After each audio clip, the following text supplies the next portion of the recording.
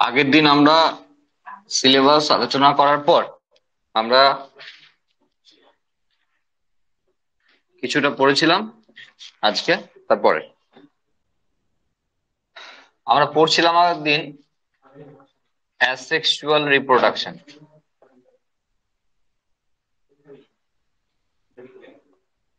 তাই না? তার আগে যেগুলো হয়েছে সেগুলো হলো ওই রিপ্রোডাকশন অর্গানিজমে আমরা কি কি পড়বো, এবং সেক্ষেত্রে সেক্সুয়াল রিপ্রোডাকশন এবং অ্যাসেক্সুয়াল রিপ্রোডাকশন দুটো ভাগে ভাগ করেছিলাম।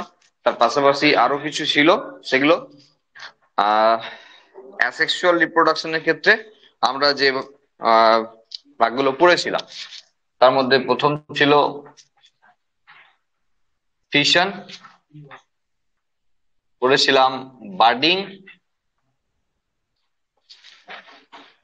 পড়েছিলাম ফ্রাগমেন্টেশন,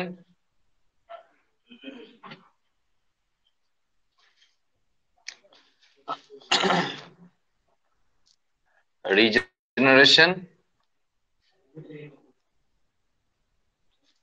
পড়েছিলাম গেমিউল ফর্মেশন,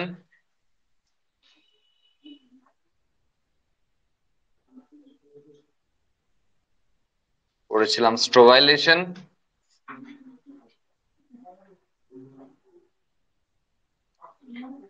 এগুলো আমরা আগের দিন পড়েছিলাম। আর আমরা বলেছিলাম যে এখানে একটাই প্রসেস বাকি রয়েছে সেক্সুয়াল রিপ্রোডাকশনের ক্ষেত্রে, সেটা হলো স্পোরুলেশন অথবা স্পোর ফর্মেশন। বিভিন্ন ধরনের স্পোর এখানে রয়েছে, তার মধ্যে আমরা কিছু স্পোর নিয়ে আলোচনা করবো যেগুলো খুব পপুলার। ঠিক আছে, যেগুলো খুব পপুলার সেগুলো নিয়ে আমরা আলোচনা করবো মেনলি। তো দেখো, স্পোর অ্যাসেক্সুয়াল রিপ্রোডাকশনের ক্ষেত্রে ইউনিট হিসাবে আমরা স্পোর পেয়েছিলাম, তাই না? এটা ছিল অ্যাসেক্সুয়াল রিপ্রোডাকশন বা অযৌন জনন পদ্ধতির ইউনিট।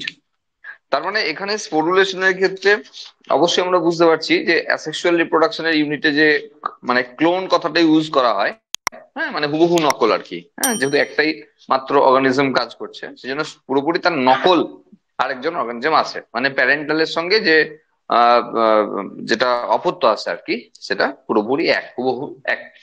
তো সেক্ষেত্রে সবের ক্ষেত্রেই তাই হয়েছিল, স্পোরুলেশনও তার ব্যতিক্রম নয়, একই রকম হবে। বিভিন্ন অর্গানিজম তার বিভিন্ন যে কন্ডিশন রয়েছে, হ্যাঁ, বাহ্যিক যে সমস্ত কন্ডিশন গুলো রয়েছে বিশেষ করে সেগুলোকে ওভারকাম করার জন্য, মানে অ্যাডভার্স কন্ডিশন বা আনফেভারেবল কন্ডিশন গুলোকে ওভারকাম করার জন্য মেনলি এই ধরনের স্পোর ফর্ম করাই রিপ্রোডাকশনের একটা মেথড হিসেবে কাজ করছে। স্পোরুলেশনের একটা একটা করে বলি আমরা। ধরো সাপোজ কনিডিয়া, আমরা প্রত্যেকটা স্পোর মানে প্রত্যেকটা টাইপের স্পোরই আমরা 11-এ পড়ে এসেছি।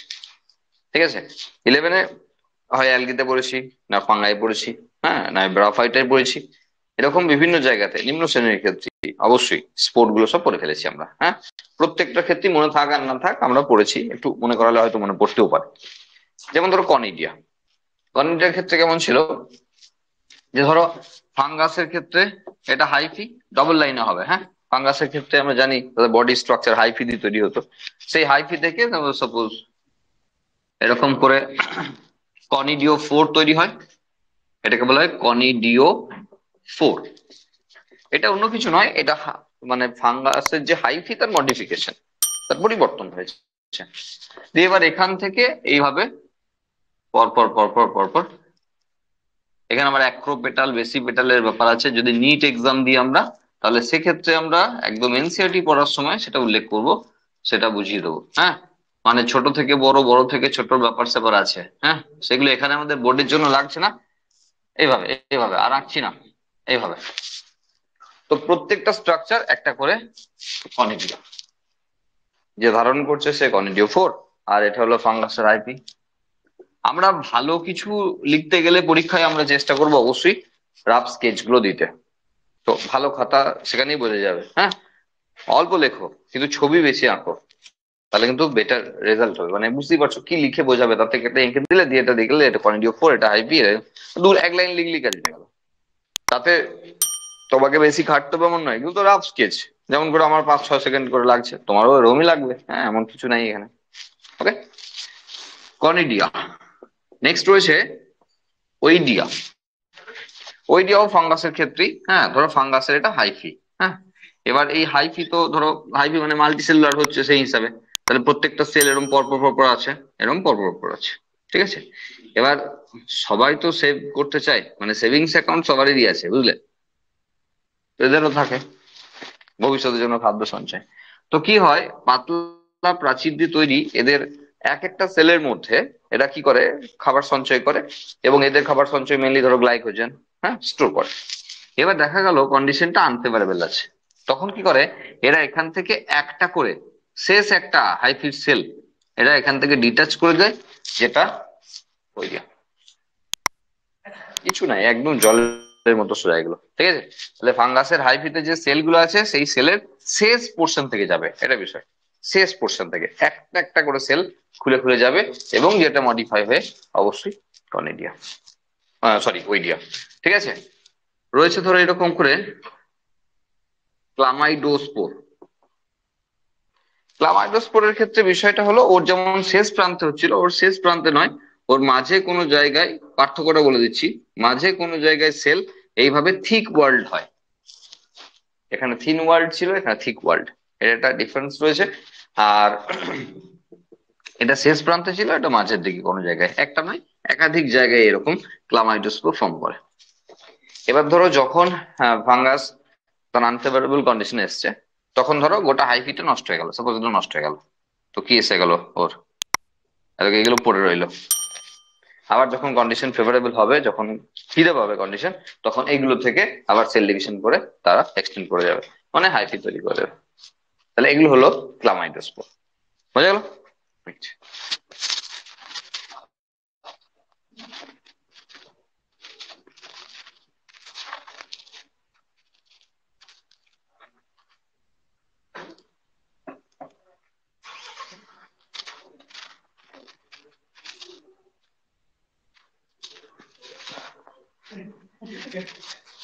ঠিক আছে, তাহলে এটা ক্লামাইডোস্পোর হলো। এরপর সাপোজ অ্যাকাইনেট। অ্যাকাইনেট আর একটা ইম্পর্টেন্ট জিনিস, একদমই প্রায় সেম টাইপের, এটা ফাঙ্গাসের ক্ষেত্রে হয়েছিল, এটা ফাঙ্গাসের ক্ষেত্রে হয়েছিল। আমরা অ্যাকাইনেট বলছি তখন অ্যালগির ক্ষেত্রে, সায়ানোব্যাকটেরিয়া। তাহলে ফাঙ্গাসের ক্ষেত্রে ভালো করে মন দিয়ে শুনবেন, ফাঙ্গাসের ক্ষেত্রে এটা যখন ক্লামাইডোস্পোর, তখন অ্যালগির ক্ষেত্রে সেম ধরনের জিনিস, আকবস আর বুলুস আর একই তো গাঁগলেন, হ্যাঁ সেজন্য ডিফারেন্সিয়েটটা করে দিচ্ছি। অ্যালগির ক্ষেত্রে তাহলে এটা ফিলামেন্ট, তাই তো ছবিটা একই রকম লাগবে আর কি, সেই জন্য এটা একসঙ্গে সেট দিচ্ছি। তাহলে সবার না, সায়ানোব্যাকটেরিয়া, সায়ানোব্যাকটেরিয়া মানে অ্যানাবিনা নস্টক এদের কথা বলছি। এরা কি করে, এই সেম টাইপের জিনিস তৈরি করে। ঠিক আছে, তবে ওদের স্টোরেজ ফুড মেটেরিয়াল ছিল glycogen, obviously bacteria, cyano bacteria বা অ্যালগির ক্ষেত্রে তাদের স্টোরেজ ফুড মেটেরিয়াল গ্লাইকোজেন হবে না, স্টার্চ হবে। ঠিক আছে, সায়ানোফাইসিয়ান স্টার্চ হবে। এবং এখানে স্পেশাল তিনটে জিনিস এখানে স্পেশাল রয়েছে অ্যাকাইনেটের ক্ষেত্রে। এক তো reproductive structure, asexual reproductive structure. দু নম্বর, স্টোর ফুড করতে, মানে ফুড স্টোর করতে পারছে। আর তিন নম্বর আর একটা কাজ করতে পারে, সেটা হলো নাইট্রোজেন ফিক্সেশন। এটার স্পেশাল ব্যাপার রয়েছে, কারণ নাইট্রোজিনেজ যে এনজাইমটা থাকলে সে পারে আর কি নাইট্রোজেন ফিক্স করতে, হ্যাঁ সেই নাইট্রো জিনেজ এনজাইম রয়েছে এই অ্যাকাইনেটের মধ্যে, নাইট্রোজিনেজ এনজাইম রয়েছে, সেই জন্য এই এক্সট্রা ফাংশনটাও প্লে করতে পারে। এখানে কোনো প্রয়োজন নাই, আমরা এই চ্যাপ্টারতে এটার কোনো প্রয়োজন নেই। বোঝা গেল? এটা হলো অ্যাকাইনেট, কার ক্ষেত্রে দেখা যাচ্ছে, অ্যানাবিনা নস্টক এদের ক্ষেত্রে দেখা যাচ্ছে। ঠিক আছে, নেক্সট ধরো এন্ডোস্পোর। আচ্ছা আমরা একটা কাজ করবো, হ্যাঁ বইটার ধরো নতুন এডিশন হতে হতে বইটার ইনফরমেশন বাড়ছে, হ্যাঁ এবার ইনফরমেশন বাড়লেও সেই অর্থে কিন্তু সেই পোর্শন গুলো যেগুলো অ্যাড হচ্ছে না, খুব বেশি পড়ার পোর্শন নয় আর কি, মানে লাগবে না আর কি, এরকম প্রচুর পোর্শন অ্যাড হচ্ছে আস্তে আস্তে। তো উম, আমার মনে হয় সময়ের সুযোগ পেলে প্রত্যেক দিন হয়তো হবে না, আমরা দুদিন একদিন অন্তর, মানে একদিন অন্তর দুদিন, তাহলে হ্যাঁ যেটা বলছিলাম যে অনেক পোর্শন এরকম হচ্ছে যে এগুলো তো দরকার পড়বে না। ঠিক আছে, এবার এক্স্যাক্টলি তুই সারা বছর ধরে হয়তো বোর্ড ওয়ার্কটা কতটা কি লিখবে না লিখবে সেটাও আমি বুঝতে পারছি না, তো সেই পোর্শন গুলো দাগ দিতে তখন তো পড়তে সুবিধা হবে। এমনি তো পিডিএফটা রয়েছেই শুধু কোশ্চেনের জন্য, সেটা থেকেও হবে, কিন্তু তার থেকেও সুবিধা হবে একটু দাগ দিয়ে দিলে, হ্যাঁ। সেটা দু একদিন অন্তর অন্তর আমরা চেষ্টা করবো দিয়ে দেওয়া, তাহলে সুবিধা হবে, যে পোর্শন গুলো বিশেষ করে দরকার আছে। চলো নেক্সট, এন্ডোস্পোর। এন্ডোস্পোরের ক্ষেত্রে কি হয়, ব্যাকটেরিয়াতে দেখা যায় এন্ডোস্পোর। যখন ব্যাকটেরিয়া আনফেভারেবল কন্ডিশনের মধ্যে আসে তখন তারা এন্ডোস্পোর ফর্ম করে। ব্যাকটেরিয়ার ক্ষেত্রে তার সবচেয়ে সহজ রিপ্রোডাকশনের মেথড রয়েছে কি, ফিশন বা বিভাজন, দ্বিবিভাজন। আগের দিন দেখলাম একদম ঝট করে মাঝে একটা দেয়াল তুলে দিল, দুভাগ ভাগ গেল, এর থেকে সহজ কিছু হয় না। কিন্তু যখন আনফেভারেবল কন্ডিশন, তখন এরা অনেক সময় এন্ডোস্পোর ফর্ম করায়। হ্যাঁ, সেটা কিরকম, ধরো এটা একটা ব্যাকটেরিয়া, সাপোজ এটা একটা ব্যাকটেরিয়া। এবার ব্যাকটেরিয়ার মধ্যে এটা ধরো জেনোফর, তাই তো, তার জেনেটিক মেটেরিয়ালটা। এবার ওরা যখন বুঝতে পারছে যে অবস্থা খারাপ, তখন তখন এরা কিছু কপি বানিয়ে নিল। ওকে, কিছু কপি বানিয়ে নিল, কারণ সেলফ রেপ্লিকেবল। তো এই তোমরা 11 থেকে পড়ে আসছি সেলফ রেপ্লিকেবল। এবার কি হলো, এর বাইরের দিকে, এর বাইরের দিকে, হ্যাঁ এর বাইরের দিকে প্রোটেক্টিভ লেয়ার এরা দিল, এইভাবে এন্ডোস্পোর্ম গুলো ফর্ম করে। স্পোর আমরা দেখছিলাম ম্যাক্সিমাম ক্ষেত্রে বাইরে তৈরি হয়, এই স্পোরটা ভিতরে তৈরি হচ্ছে, সেই জন্য কি এন্ডোস্পোর বলা হচ্ছে। স্পোর বাইরের দিকে তৈরি হচ্ছিল, চলো দেখলে এতক্ষণ পর্যন্ত দেখলাম তো বাইরের দিকে তৈরি হচ্ছে, এর কিন্তু স্পোর ভিতরের দিকে তৈরি হলো, সেই জন্য কি এন্ডোস্পোর বলা হচ্ছে। এটা যেমন করলাম, এগুলো ক্ষেত্রে সেরকম করতে হবে, কি করবে, করবো না। তো এটা হলো এন্ডোস্পোর, বোঝা গেল। এবার যখনই ধরো এবার এবার তো আনফেভারেবল কন্ডিশন, তাহলে ব্যাকটেরিয়া তো বেঁচে নাই, মরে গেছে, তাহলে এরকম কিছু স্পোর ছেড়ে দিয়ে গেল। এবার কন্ডিশন যখনই ফেভারেবল হবে, তখনই এই যে থিক ওয়ার্ল্ড, হ্যাঁ এইগুলো আস্তে নষ্ট হয়ে যাবে। আর ভেতরে তো আসল জিনিসটাই আছে, জেনেটিক মেটেরিয়াল, তো ওটা নিয়েই ও বাকি ব্যবস্থা করে নেবে, আবারও নতুন করে ব্যাকটেরিয়া তৈরি করে ফেলবে। বোঝা গেল কি বললাম। তাহলে এটা হলো ব্যাকটেরিয়ার ক্ষেত্রে এন্ডোস্পোর। উদাহরণগুলো অবশ্যই দেখে রাখতে হবে কোথায় কোনটা হচ্ছে এন্ডোস্পোর। ওকে, নেক্সট, নেক্সট ধরো জাইগোস্পোর। জাইগোস্পোর আবারও ফাঙ্গাসের ক্ষেত্রে সেক্সুয়াল স্পোর। আমরা দেখো আলোচনা করেছিলাম ফাঙ্গাসের ক্ষেত্রে সেক্সুয়াল স্পোর, জাইগোস্পোর বলেছিলাম, আর অ্যাসকোস্পোর বলেছিলাম, আর বলেছিলাম বেসিডিওস্পোর। বেসিডিওস্পোর, এই তিনটে স্পোর হলো সেক্সুয়াল স্পোর। অ্যাসেক্সুয়ালি কিন্তু স্পোর অ্যাসেক্সুয়াল, কিন্তু সেক্সুয়াল রিপ্রোডাকশনের মধ্যে দিয়ে তৈরি হয়, মাধ্যমে তৈরি হয়, সেই জন্য তাদেরকে সেক্সুয়াল স্পোর বলা হয়। একটা করে দেখায় জাইগোস্পোর। সাপোজ আমি পরের ক্ষেত্রে ধরো দেখাচ্ছি, ধরো এটা একটা ফাঙ্গাল হাইফি, এটা একটা ফাঙ্গাল হাইফি, এটা এর সেল, এটা এর সেল, এইভাবে সেলগুলো রয়েছে পরপর হাইফিতে। আরেকটা হাইফি, ধরো ফাঙ্গাসের ক্ষেত্রে তো আমরা মেল ফিমেল কিছু বুঝি না, তো সেক্ষেত্রে প্লাস মাইনাস দিয়ে ডিনোট করা হয়। হ্যাঁ, এইভাবে রয়েছে, তাহলে এইভাবে ধরো তার আর একটা হাইফি রয়েছে, ঠিক আছে, দুটো হাইফি পাশাপাশি রয়েছে। তো একটার ক্ষেত্রে আমরা প্লাস দিই, একটার ক্ষেত্রে মাইনাস দিই, এভাবে ডিনোট করা হয়। এবার এদের মাঝে একটা কনজুগেশন টিউবের মতো তৈরি হলো, ঠিক আছে, কিন্তু কোনো জায়গা থেকে মেটেরিয়াল কিন্তু কোথাও যায় না, দুটোই কিন্তু ডোনেট করে মাঝখানে দিয়ে দিল। কালারটা এদিক ওদিক করতে হবে, কে অত কালার করবে। এবার এর টোটাল মেটেরিয়াল, এর টোটাল মেটেরিয়াল এখানে দিয়ে দিল, এর টোটাল মেটেরিয়াল এখানে দিয়ে দিল। তার মানে মাঝে দুটো, দেখো ফাঙ্গাস তো হ্যাপ্লয়েড, বডি স্ট্রাকচার হ্যাপ্লয়েড, ঠিক আছে, তাহলে এখানে এর নিউক্লিয়াসটা আর পাশাপাশি এর নিউক্লিয়াসটাও এখানে গেল, দিয়ে তৈরি করলো জাইগোট, যেটা অবভিয়াসলি টুয়েন হয়। এবার এই জাইগোটটার মিওসিস ডিভিশন হয়, দিয়ে তৈরি করে ফেলে জাইগোস্পোর। এরপর এটা রাপচার করে এখান থেকে বেরিয়ে গেল। এবার তোমার যদি মনে হচ্ছে তাই তো এই সেল দুটো নষ্ট হয়ে গেল, তাহলে এদের কি হবে, কিছুই হবে না, কারণ এরা তো ফ্র্যাগমেন্টেশন করতো না, এরা তো ফ্র্যাগমেন্টেশনের মাধ্যমে এরা তো রিপ্রোডাকশন করে। সুতরাং এই সেলটা যদি নষ্টই হয়ে যায় এই করতে গিয়ে, তাহলে তো কিছু এসে যায় না, কারণ দুটো পার্ট হয়ে গেল, আবারও ফ্র্যাগমেন্টেশন পদ্ধতির মাধ্যমে এরা ওইদিকে সেল বাড়িয়ে নেবে, এদিকে সেল বাড়িয়ে নেবে, তো তাদের হাইফি তৈরি হয়ে যাবে। তো এটা যেটা হচ্ছে এটা অ্যাকচুয়ালি জাইগোট, বোঝা গেল। নেক্সট রয়েছে অ্যাসকোস্পোর। এবার দেখো খুব বেশি পড়ার দরকার নাই, এই ছোট ছোট জায়গাগুলো এক লাইন দু লাইন ঘুরেই দেখতে হবে। হ্যাঁ, এবার যারা ধরো 11টা পড়েনি, এখানে তাদের ক্ষেত্রে যে বিশাল কিছু করতে পারবো এমন নয়, মানে আমি কিছু করতে পারবো না খুব বেশি, কারণ ধরো আমি যদি তোমাকে অ্যাস্কোস্পোর বোঝাতে যাই, তাহলে আমাকে ফাঙ্গাসের ক্ষেত্রে সেক্সুয়াল রিপ্রোডাকশন গোটাটা দেখাতে হবে, লাইফ সাইকেল প্যাটার্ন দেখাতে হবে, তারপর তোমাকে এক্স্যাক্টলি আমি অ্যাস্কোস্পোর বোঝাতে পারবো। অত তো এখানে সম্ভব নয়, তো রিপ্রোডাকশন শুধুমাত্র। ঠিক আছে, দেখো অ্যাস্কোমাইসেটিস গ্রুপ, এগুলো সব ডবল লাইনে হবে, হ্যাঁ এগুলো হাইফি তো ডবল লাইনে সব। অ্যাস্কোমাইসেটিস গ্রুপ আমরা জানি, ফাঙ্গাসের ক্ষেত্রে চারটে ক্লাস নিয়ে আমরা কথা বলেছিলাম, ফাইকোমাইসেটিস, অ্যাস্কোমাইসেটিস, ব্যাসিডিওমাইসেটিস আর ডিউটোমাইসেটিস। তো ফাইকোমাইসেটিস হয়ে গেল, যারই নাম জাইগোমাইসেটিস, তাহলে জাইগোমাইসেটিস এর ক্ষেত্রে জাইগোস্পোর হলো।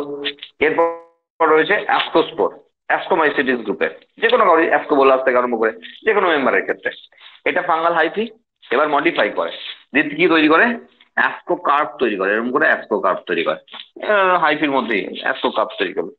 দিয়ে এই অ্যাস্কোকার্পের মধ্যে আটটা, 2 3 4 5 6 7 8 অ্যাস্কোস্পোর, অ্যাস্কো, এটা অ্যাস্কোকার্প। ব্যাস, সংক্ষেপে এইটুকুই, এর বেশি আর কিছু বলা যাবে না এখানে। অ্যাস্কোমাইসেটিস গ্রুপ তাদের রিপ্রোডাকশনের যখন চলছে রিপ্রোডাকশন, দেখো অ্যাকচুয়ালি নর্মাল হাইফি এন হতো, কিন্তু এটা রিপ্রোডাকশনের পরে এসছে, এই হাইফিটা যেটা মডিফাই করেছে রিপ্রোডাকশনের পরের হাইফি, সুতরাং সেটা N+N ফিউজ করে 2N হয়েছিল। এবার এই 2Nটার এখানে একবার মিওসিস হয়েছে, একবার মাইটোসিস হয়েছে, একবার মিওসিস করলে 4 আর তার একবার মাইটোসিস করলে 8 হবে। দিয়ে এই 8টা অ্যাস্কোস্পোর তৈরি করেছে, যারা অবভিয়াসলি হ্যাপ্লয়েড।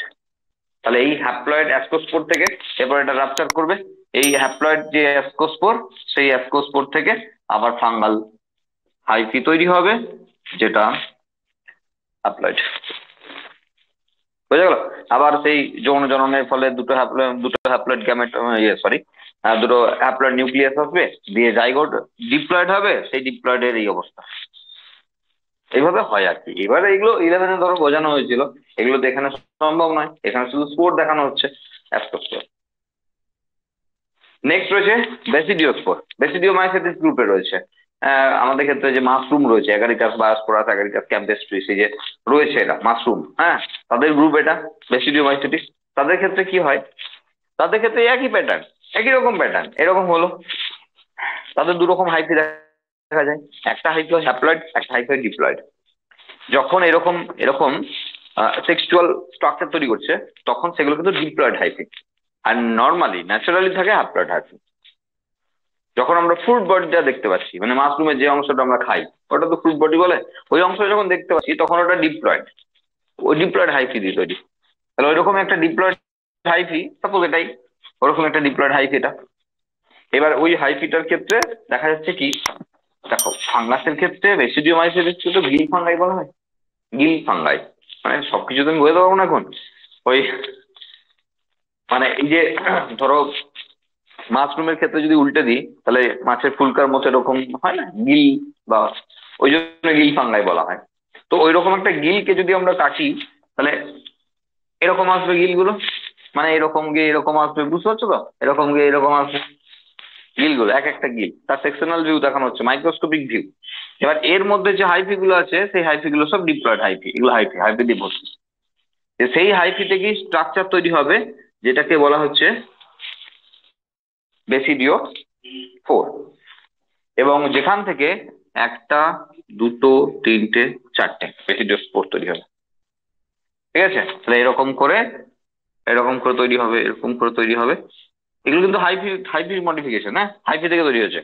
যে প্রত্যেকটা থেকে একবার মিওসিস হয়ে একটা, দুটো, তিনটে, চারটে এরকম করে বেসিডিও স্পোর তৈরি হবে। খুব বেশি হেডেক নেওয়ার দরকার নাই, মানে যদি বুঝতে পারছো না, খুব বেশি চাপ নেওয়ার দরকার নেই এই জায়গাগুলোতে। এবার এই স্পোর গুলো রিলিজ করে যাবে, পড়ে যাবে এখানে ওখানে, তো ওই স্পোর থেকে আবার এরা সেল ডিভিশন করিয়ে হাইফি তৈরি করে নেবে, হ্যাপ্লয়েড হাইফি। রেসিডিও মাইসিটিসের গ্রুপে দেখা যায় রেসিডিও স্পোর।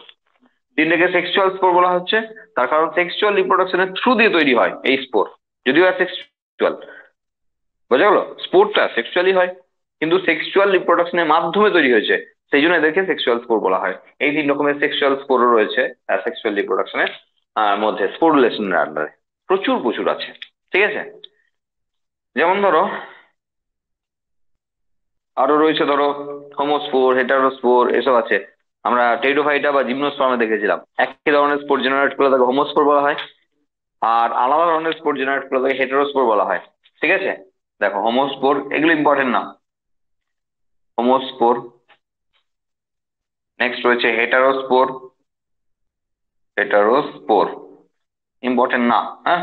টেরিডোফাইটা জিমনোস্পার্মে দেখা যায়, হ্যাঁ। কিরকম দেখবে, তখন আমরা বলেছিলাম ওই টেরিডোফাইটার ক্ষেত্রে ওই যে ফার্নের যে, সাপোজ টেরিডোফাইটার ক্ষেত্রে ফার্নের যে পাতাগুলো আর কি, হ্যাঁ, এরকম করে যে পাতাগুলো রয়েছে, তার এই নিচের দিকে এরকম বলেছিলাম সোরাস আছে, মনে পড়ে? এরকম করে সোরাস আছে, এরকম করে, হ্যাঁ, পাতাটার ক্ষেত্রে এরকম করে নিচের দিকে সোরাস আছে। ওই সোরাসের মধ্যে অ্যাকচুয়ালি স্পোরগুলো জেনারেট করছে। এবার দেখা যায় কাউজি কাউরির ক্ষেত্রে একটা স্পোর হয়, যদি একরকমই হয় আর কি, সব একরকম, ত্রুটি মার্জনীয় সব একরকম, হ্যাঁ, তাহলে হোমোস্পোর।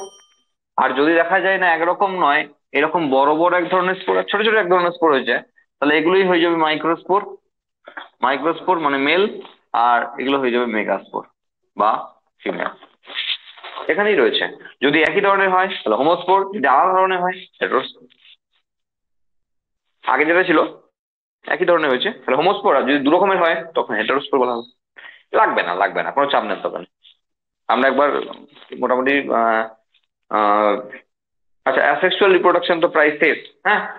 সুবিধা অসুবিধাটা একটু বলে দিই, তারপরে আমরা একবার বসে, মানে বলে দিচ্ছি কোনগুলো পড়তে হবে আর কোনগুলো পড়তে হবে না, কারণ অ্যাসেক্সুয়াল রিপ্রোডাকশনটা অনেকটা ভিড় করেছে, অনেক বড় করে দেওয়া আছে পপুলেশনের ব্যাপারটা, হ্যাঁ। তো সেক্ষেত্রে বলে দিচ্ছি। আচ্ছা দেখো, অ্যাসেক্সুয়াল রিপ্রোডাকশনের সুবিধা আর অসুবিধা, সবই সুবিধা, সবই প্রায় সুবিধা। ডিসঅ্যাডভান্টেজ একটাই রয়েছে, ডিসঅ্যাডভান্টেজ একটাই আছে, সেটা হলো নো ভ্যারিয়েশন। নো ভ্যারিয়েশন, কোনো বিভেদ দেখা যায় না, কোনো পার্থক্য নাই, সেই ধার ধারে একই জিনিস, যেমন হয়েছে বংশ পরম্পরায় সেই একই জিনিস চলছে। আর একই জিনিস চললে পৃথিবীতে টিকে থাকাটা মুশকিল। সেই জন্য এই সমস্ত অর্গানিজমও কিন্তু সেক্সুয়াল রিপ্রোডাকশন করে, অ্যালগি থেকে শুরু করে, অ্যালগি তো লোয়ার ক্লাস হয়ে গেল একদম, ওখান থেকে শুরু করে আমরা যদি আহ মেনলি দেখো, সবই তো প্ল্যান্টের ক্ষেত্রেই বললাম না তখন ধরে, এগুলো সবই প্ল্যান্টারি, হ্যাঁ, অ্যানিমেলে নাই। তো এগুলোর ক্ষেত্রে দেখো, অযৌন জননের ক্ষেত্রে সুবিধা কি, প্রথমত একজন মেম্বার জেনারেট করছে, তাহলে পার্টনার খোঁজার কোনো কেস নাই, এটা একটা বড় সুবিধা। কারণ তুমি বাঘের ক্ষেত্রে ধরো, উদাহরণে বুঝতে পারবো, ঠিক আছে, ধরো একটা ন্যাশনাল ফরেস্টে ধরো 14টা বাঘ আছে, গোনা আছে 14টা বাঘ। এবার বলো ন্যাশনাল ফরেস্টের যে এরিয়া, তাতে 14টা বাঘ, একজন একজনকে, বাঘকে দেখতে পারে, মানুষ তো বাঘকে কোথায় দেখবে? সেই ন্যাশনাল ফরেস্টে ঘুরতে গিয়ে মানুষ কোথায় বাঘ দেখবে? বাঘকে দেখতে পায় না, ঠিক আছে। হ্যাঁ, চলে এসো, তাড়াতাড়ি হয়ে গেছে। ঠিক আছে, তাহলে বাঘকে দেখতে পায় না, তাহলে মানুষ কোথা থেকে দেখবে? তাহলে সেই বাঘের ক্ষেত্রে যৌন জনন প্রক্রিয়া চালানো কতটা টাফ ব্যাপার, তাই না? তাহলে তাহলে এটা যৌন জননের একটা অসুবিধা, যে মেটিং পার্টনার খুঁজে পাওয়া। গাছেদের ক্ষেত্রেও কম বেশি সেই সমস্যা থাকবে, যৌন জনন মাত্রই সেই সমস্যা থাকবে। গ্যামেটকে খুঁজে পাওয়া, হ্যাঁ, মাছ ডিম ছেড়ে দিল, মাছ শুক্রাণু আর ডিম্বাণু ছেড়ে দিল জলে, এবার তাদেরকে খুঁজে পাবে কিনা সেটা পুকুরে সম্ভব হলেও সমুদ্রে গিয়ে আর সম্ভব হচ্ছে না, সেই জন্য তারা চেষ্টাও করে না। বোঝা গেল কি বলছি? তো সেটা বুঝতে হবে, অ্যাসেক্সুয়াল রিপ্রোডাকশনের সেই সুবিধাটা রয়েছে, যা মেটিং পার্টনারের কোনো কেস নাই, একজনই মাত্র অর্গানিজম, তো এটা একটা বড় অ্যাডভান্টেজ। 2 নম্বর, যদি হুবহু নকল চাই, তাহলে এর থেকে ভালো আর কিছু হয় না, ক্লোন বলে যাকে, হ্যাঁ, হুবহু নকল তৈরি হয় এখানে, তাহলে সেটাও এখানে একটা অ্যাডভান্টেজের মধ্যে পড়ে। নো মিটিং পার্টনার এসব লিখছি না, হ্যাঁ। আর সময় কম লাগে, অনেক কম সময় অনেক বেশি অপত্য নিয়ে আসে, খুব কম সময়ের মধ্যে রিপ্রোডাকশন সম্ভব হয়ে যায়, আর প্রচুর পরিমাণে অপত্য নিয়ে আসে। শোনা এক জায়গায় যদি গ্যাদারিং করতে হয়, ভিড় বাড়াতে হয়, পৃথিবীতে টিকে থাকতে গেলে আমার ভিড় বাড়ানোটাও দরকার আছে, যারা যত দল ভারী তারাই সবকিছু রাজ করে। তো সেরকম আর কি, দল ভারী করার ক্ষেত্রে এই সেক্সুয়াল রিপ্রোডাকশনের অবশ্যই ভালো। এখন লোয়ার ক্লাসের অর্গানিজম জানে আমরা লোয়ার ক্লাস, সেই জন্য তারা দেখো অ্যাসেক্সুয়াল রিপ্রোডাকশনকে বেশি প্রেফার করে, কিন্তু মাঝে মাঝে একবার করে সেক্সুয়াল রিপ্রোডাকশন করে তারা একটু চেঞ্জ করে নেয়, মডিফাই করে নেয়, যেন পৃথিবীতে টিকে থাকতে পারে। আবার অ্যাসেক্সুয়াল রিপ্রোডাকশন কন্ডিশন যখন ফেভারেবল থাকে, যে অ্যাসেক্সুয়াল রিপ্রোডাকশন, আনফেভারেবল কন্ডিশনে সেক্সুয়াল রিপ্রোডাকশন করে, ওই টাইমটা জানে আমরা এমনিতেও পারবো না, গাদা রিপ্রোডাকশন করতে হয়, সেই জন্য তখন সেক্সুয়াল রিপ্রোডাকশন জেনারেলি তারা ইনভলভ হয়। তাহলে সেই টাইমে একটু মিউটেশন করি, মানে একটু ভ্যারিয়েশন টেনে নিল, তারপর আবার পরের বছর ধরো সেই পরের বছর মানে পরের সিজনে আবার সেই একই রকমের সেক্সুয়াল রিপ্রোডাকশন কাটাচ্ছে। তাহলে মোটামুটি সবই কিন্তু সুবিধা। অ্যাসেক্সুয়াল, দেখো অ্যাসেক্সুয়াল রিপ্রোডাকশনের যেগুলো সুবিধা, সেক্সুয়ালে সেটা অসুবিধা, সেক্সুয়ালে যেটা অসুবিধা এটা সুবিধা, মানে ঠিক উল্টোটা তো। তাহলে একটা পড়ালেই আর সেক্সুয়াল রিপ্রোডাকশনটা পড়ানোর দরকার হবে না। তাহলে এই হলো অ্যাডভান্টেজ। ডিসঅ্যাডভান্টেজ এর একটাই রয়েছে, অসুবিধার একটাই রয়েছে, সেটা হলো কোনো ভ্যারিয়েশন আসে না। তৈরি যেটা হয় সেটা হলো ক্লোন, তাহলে কোনো ভ্যারিয়েশন নাই। ভ্যারিয়েশন না থাকলে পৃথিবীতে টেকা খুব মুশকিল। হ্যাঁ, সেটা কিন্তু এই রিপ্রোডাকশনের একটি ডিসঅ্যাডভান্টেজ। বোঝা গেল? এই হয়ে গেল মোটামুটি সেক্সুয়াল রিপ্রোডাকশনের যেটুকু অংশ বাকি ছিল। হ্যাঁ, সেটা আরো অন্য ধরনের অ্যাসেক্সুয়াল রিপ্রোডাকশন আছে, সেগুলো নিয়ে আমরা আলোচনা করব। তার আগে অ্যাসেক্সুয়াল রিপ্রোডাকশনটা বা প্রথম থেকে একবার আমরা বইটাকে একটু মার্ক করে দিই। হ্যাঁ, তাহলে সুবিধা হবে তোমাদেরই। একটু মন দিয়ে দেখবে দোয়েল, সান্তা পাবলিকেশন উইথ নিট, এই বইটাই নিশ্চয়ই আছে। তাহলে সেই অনুযায়ী বই দাও, পেন পেন পেন, ঠিক আছে? সেই অনুযায়ী অসুবিধা হলে বলবে, আমি পেজ অনুযায়ী বলে যাচ্ছি, একটু মার্ক করে নেবে। হ্যাঁ, তোমাদের সুবিধা হবে।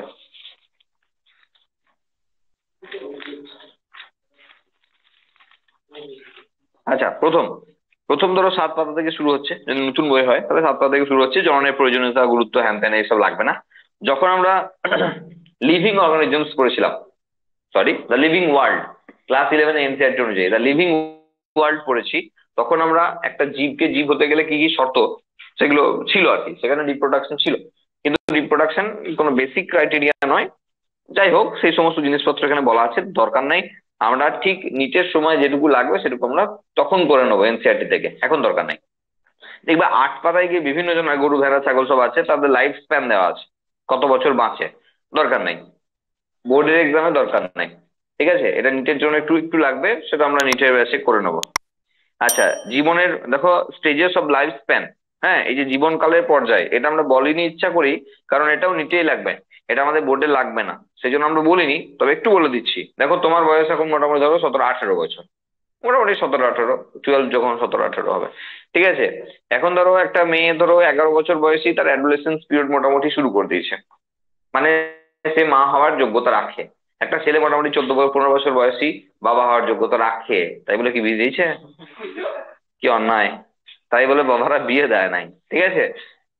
মানে যাই হোক, সেটা এবিলিটি, কিন্তু সেটাকে দেওয়া যাবে না, কারণ সেই টাইমে দিলে সে নিজেই এখনো ম্যাচিওর না সেই অর্থে।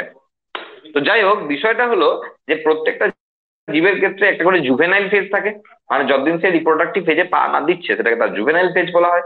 তারপর তার রিপ্রোডাক্টিভ ফেজ আছে, তারপর তার পোস্ট রিপ্রোডাক্টিভ ফেজ আছে, তারপর তার সেনেসেন্স ফেজ, তারপর ডেথ বা মৃত্যু আছে। তাহলে জুভেনাইল ফেজ হলো রিপ্রোডাক্টিভ ফেজের আগের অবস্থা, মানে যে টাইম পর্যন্ত সে রিপ্রোডাকশনে ইনভলভ হতে পারছে না, সেটা তার জুভেনাইল ফেজ। বোঝা গেল কি বললাম? এই সমস্ত জিনিসগুলো আমাদের নিচের ক্ষেত্রে লাগবে, এখানে লাগবে না, সুতরাং পড়াইনি ওই জন্য, বাদ। দেখো, আমরা শুরু করেছিলাম জননের প্রকারভেদ থেকে, আর সেখানে অ্যাসেক্সুয়াল রিপ্রোডাকশন থেকে শুরু করেছিলাম। তুমি যদি নর্মালি বলো যে এখানে ডেফিনেশন, বৈশিষ্ট্য, হ্যান ত্যান এসব লাগে না, এসব পড়তে হয় না, ঠিক আছে, একবারে ডাইরেক্টলি চলে যাবে বিভাজন। অযৌন জননের যে প্রকারভেদ রয়েছে তাতে বিভাজন রয়েছে, বিভাজনটা তোমাকে গোটাটাই করতে হবে। সেটা দ্বিবিভাজনই হোক আর বহু বিভাজনই হোক, অ্যামিবার হোক বা ব্যাকটেরিয়ার হোক, অনুদৈর্ঘ্য হোক অনুপ্রস্থ হোক, সব বিভাজন সবটা করতে হবে। কতটা পড়বে তার জন্য তো নোট পাঠিয়ে দিয়েছি। ঠিক আছে, যদি মনে হয় স্যার দ্বিবিভাজন অনেক বড়, হ্যাঁ অ্যামিবার ক্ষেত্রে দ্বিবিভাজন এত বড়, তাহলে ঠিক আছে, চলো অসুবিধা নাই, নোট আছে, নোট ফলো করো। ঠিক আছে, এটুকু বলার। আচ্ছা, নেক্সট বহু বিভাজনও একই কথা, অ্যামিবার বহু বিভাজন, প্লাজমোডিয়ামের বহু বিভাজন, এগুলো একটু করতে হবে। মানে অ্যামিবার ক্ষেত্রে আমরা আগের দিন বলে রেখেছি, এনসিস্টমেন্ট পরীক্ষায় পড়ে, তোমাদের এটা কাজ ছিল না, কত পাতায় আসে সেটা একটা কথা বলি। শুধু কোশ্চেনের যে পিডিএফ পাঠিয়েছি গ্রুপে, শুধু কোশ্চেনের পিডিএফ, তোমাদের কাজ হলো প্রত্যেকটা চ্যাপ্টার অনুযায়ী যদি প্রিন্ট আউট করতে করতে পারো, যা ইচ্ছা তোমার, আর না হলে ওই কটা কোশ্চেন খাতাতেও লেখা যায়, খাতায় লিখে নিয়ে পেজ নাম্বার, আমি কিন্তু মাঝে মাঝে চেক করবো, খাতাটা আনবে মাঝে মাঝে, আমি চেক করবো কিন্তু যে দেখি তুমি করছো কিনা। ঠিক আছে, পেজ নাম্বারটা, মানে তুমি খুঁজেছো কিনা। মানে খোঁজা মানেই মোটামুটি 20% পড়া হয়ে যাওয়া, যদি খুঁজে থাকো। ঠিক আছে, তাহলে 20% পড়া ওখানেই হয়ে গেল। বোঝা গেল কি বলছি? তাহলে প্রত্যেকটা চ্যাপ্টার ধরে ধরে খোঁজার কাজটা এখন থেকে করে রাখবে, সব পরের জন্য জমিয়ে রাখবে না। আমি জানি সারা বছর পড়বে না, সেটা আমি জানি। ঠিক আছে, পরীক্ষা না হলে পড়াশোনা কমই হয়, কিন্তু বিষয়টা হলো খোঁজাটা, খোঁজাটা অ্যাটলিস্ট যেন কমপ্লিট থাকে। বোঝা গেল? তাহলে আমি এখানে ভেতরে দাগ দেবো না ইচ্ছা করে। এনসিসমেন্ট পড়বে না, স্পোরুলেশন না, সিউডোস পড়বে, আমি দাগ দেবো না। সাইজগনি পড়বে না কি পড়বে সেগুলো আমি সব বলে রেখেছি, সুতরাং দিলাম না দাগ। এই যে প্লাজমোটমি একটা জিনিস রয়েছে, এটা 2 নম্বরের কোশ্চেনে মাঝে মাঝে পড়ে। প্লাজমোটমি আমি বলে দিচ্ছি কি হয়। দেখো, ওই সিনোসাইট আর সিনোসাইটিয়াম পড়েছিলেন, বহু নিউক্লিয়াস যুক্ত উদ্ভিদ কোষ আর প্রাণী কোষ। তো এরকম বহু নিউক্লিয়াস যুক্ত উদ্ভিদ বা প্রাণী কোষ যখন রয়েছে, তারা একটা ব্যাপার মেনটেন করে। অনেক সময় কি হয় যে নিউক্লিয়াসটা ধরো অনেক থাকে, নিউক্লিয়াসের ডিভিশনে যায় না, মানে ক্যারিওকাইনেসিস করে না, শুধু সাইটোকাইনেসিস করে। মানে নিউক্লিয়াস গুলো একটু করে সাইটোপ্লাজম নিয়ে ডিভাইড করে যায়, ব্যাস রিপ্রোডাকশন হয়ে গেল। কারণ নিউক্লিয়াসের বহু বিভাজন পড়ার সময় আমরা কি দেখছিলাম, যে নিউক্লিয়াসটার আগে ডিভিশন হয়, তারপরে সাইটোপ্লাজমের ডিভিশন হয়, যেহেতু গোটা কাজটা হয়। তো এখানে নিউক্লিয়াসের ডিভিশন ধরো করাই আছে, তাহলে একটু করে সাইটোপ্লাজম নিল, একজন করে হয়ে গেল, ব্যাস। এটাকে প্লাজমোটমি বলা হয়, একটু দেখে রাখতে পারো।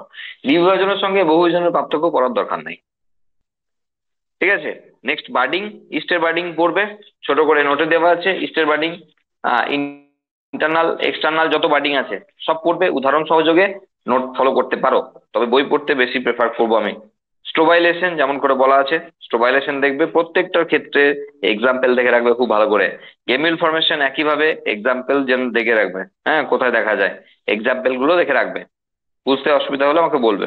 ঠিক আছে। আচ্ছা, ফ্র্যাগমেন্টেশনও একই কথা। ফ্র্যাগমেন্টেশনের মোটামুটি যদি ডেফিনেশন বলো তাহলে ডেফিনেশন করবে। এখানে একটা কথা বলার আছে, দেখো ফ্র্যাগমেন্টেশন যখন 15 পাতায় শুরু হলো না, তখন কি অবস্থা হয়েছে? শৈবাল, ছত্রাক, গ্রাফাইট, কিছু দরকার নেই, এসব কিছু দরকার নেই। জাস্ট ফ্র্যাগমেন্টেশন একটা এক্সাম্পল। তাতে তুমি শৈবালের ক্ষেত্রে কাউকে দিলে, ধরো স্পাইরোগারাকে দিলে বা মিউকরকে দিলে, দেখো একটা উদাহরণ দিলে, ব্যাস কমপ্লিট। বোঝা গেল কথা কি বললাম? তাহলে এখানে এই যে যত আছে শৈবাল, ছত্রাক, হ্যান ত্যান করে সব শেষ, দরকার নাই। আচ্ছা, রিজেনারেশন অবশ্যই পড়তে হবে, সঙ্গে এপিমরফোসিস, মরফোল্যাক্সিস পড়তে হবে, সেটা আমি আগের দিন বলে দিয়েছি কোথায় দেখা যায়। প্ল্যানেরিয়ার নাম অবশ্যই ভালো করে দেখে রাখবেন। হলো, দেখবে ওই ওই রিপারেটিভ আর রেস্টোগেটিভ এরকমের সব রিজেনারেশনের ব্যাপার স্যাপার আছে, দরকার নাই। লাস্ট অপশন অ্যাসেক্সুয়াল রিপ্রোডাকশনের ক্ষেত্রে এখানে বুলবিল ফর্মেশন দেওয়া আছে। বুলবিলটা আমরা এখানে পড়াইনি ইচ্ছা করি, কারণ ভেজিটেটিভ প্রপাগেশন একটু পরেই পড়াবো, সেখানে বুলবিল দেখাবো। মানে এই জায়গাতে বুলবিলটা না পড়লেও চলবে। একই একই, এখানেও যা বুলবিল, 2 পাতা পরে বুলবিল, সেই একই বুলবিল।